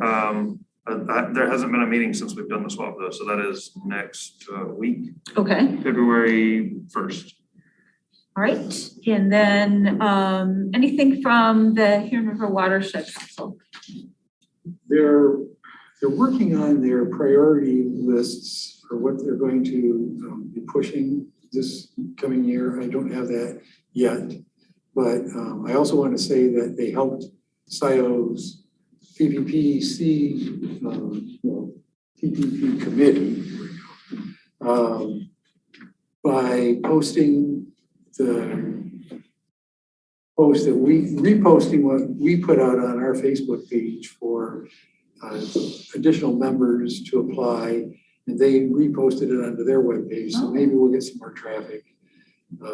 Maybe there'll be some people that might see it that don't see our Facebook page because we're not very widely reviewed. I don't know whether it'll help or not, but we got them to do it. So they were willing to help out.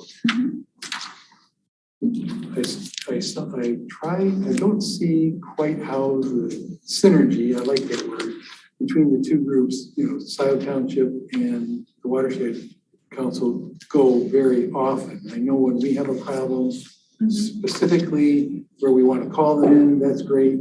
But I don't see them calling the townships and the municipalities in or sending things out to us.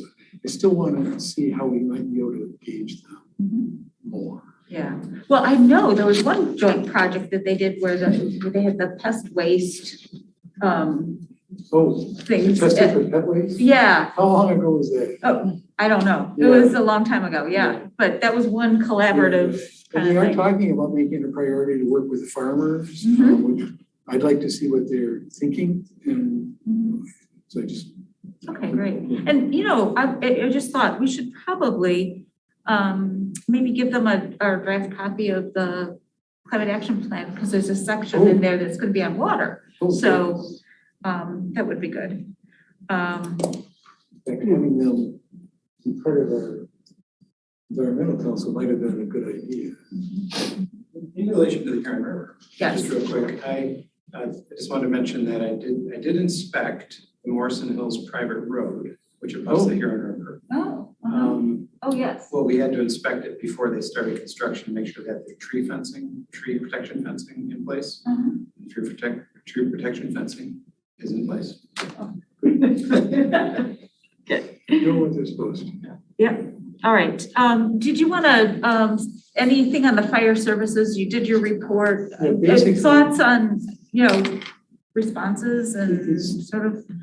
We did our presentation to the Board of Trustees in a public meeting, and I think that nobody from the public came out and said, we're against this. Nobody from the Board of Trustees voiced any negative concerns. Everybody has been very receptive. I mean, we tried to keep it reasonable, but exactly what's going to come out of the Board of Trustees final decisions, we don't know yet. I don't think that you should put Mr. Reiser on the spot about that, but I think that it went, from my take on it, it sounded like our recommendation, the recommendations of the Fire Services Committee is probably going to be accepted. How it's going to be implemented, I don't know. It's going to be done quickly, but that's 2 weeks from now? Is that the deadline? I suspect that there'll be a motion to put it on the ballot. And put it on the ballot like you folks recommended. Yeah, it sounded very positive this evening. And I think there'll be a concomitant motion for the forgiving of the loan, whether it's 1.4 or whatever it is. However it is. Right. If people don't know what that is, that was just interagency transfer of funds and called a loan some time ago. And it's created issues with the fire budget, fire department's budget. They've actually got in red and haven't been able to make hires as a result of it. And so we still got people that knew they needed and were approved. For instance. For vehicles, right? Well, no, for personnel. people, staffing. For hiring. No, the loan that we gave them Oh, that was for, vehicles. no, that was for building the building. That Oh, was renovations. the part of the renovation funding came from a transfer of funds from one account to another. Now, they only made up, And was that voted on by the board? it was the previous board, you know. And so it's been before the board, a proposal that they clean that up, and they seem to be receptive to that. We'll see. All right. The other thing I think I want to do is, since we're going to be going into budgeting, I would like to request from our consultant that we get a proposal to open the Jackson Road planning process and, looking. Yeah, just so for budgeting purposes, that we want to, complete that within the year. And that would, of course, probably include, some sort of public engagement around it as well. And that would be, major work and then also that list of ordinance updates. We need to start rolling on that too. So, and I don't think that can necessarily take place during your current allocated hours within the township. So we need to somehow up some resources to get that stuff done. Yep, okay. So with that, we have our minutes. You don't have an LPC rep. I'm sorry? You don't have an LPC rep. Yes, you do. Oh, yeah. Oh, I'm sorry. That's I all right, forgot that's you. all right. I wasn't gonna Whoops, sorry. prolong the meeting. At the intersection of Stabler Road and Park Road on the northwest section, there's a parcel. It might be 15 acres or so that the LPC township owns, and we own it, fee simple absolute. And there's also a Honey Creek, so it's kind of near what we just talked about. It's south of the subdivision that the folks were from, and it's to the west of Trailwoods. And there's a couple who lives in the Trailwoods area that wants to buy some of it, so to put an apiary in there. So they presented. Put a what in? Bees. Bees. Bees, and we talked about. Pardon? Pollinators. Bees, wildflowers, things like that. And then, the discussion is, well, do we sell them some of the land, a lot of the land, retain some for a walkway along Honey Creek? And so it's just a very preliminary discussion. There seemed to be interest, but nothing's been decided or specifically pitched yet. Okay, great. Well, thanks. I'm sorry, I forgot that. I'm not worried. At 10:30, I'm not worried. Okay, minutes. I move to approve the minutes of January 9th, 2023. as written. And I do wanna, I especially paid attention to my remarks and they captured me to a T. Is that possible? In a shorter amount of time, I wanna say. No. All right, is there a second? Support from Commissioner Hyde. Any further comments? All right, roll call vote, please.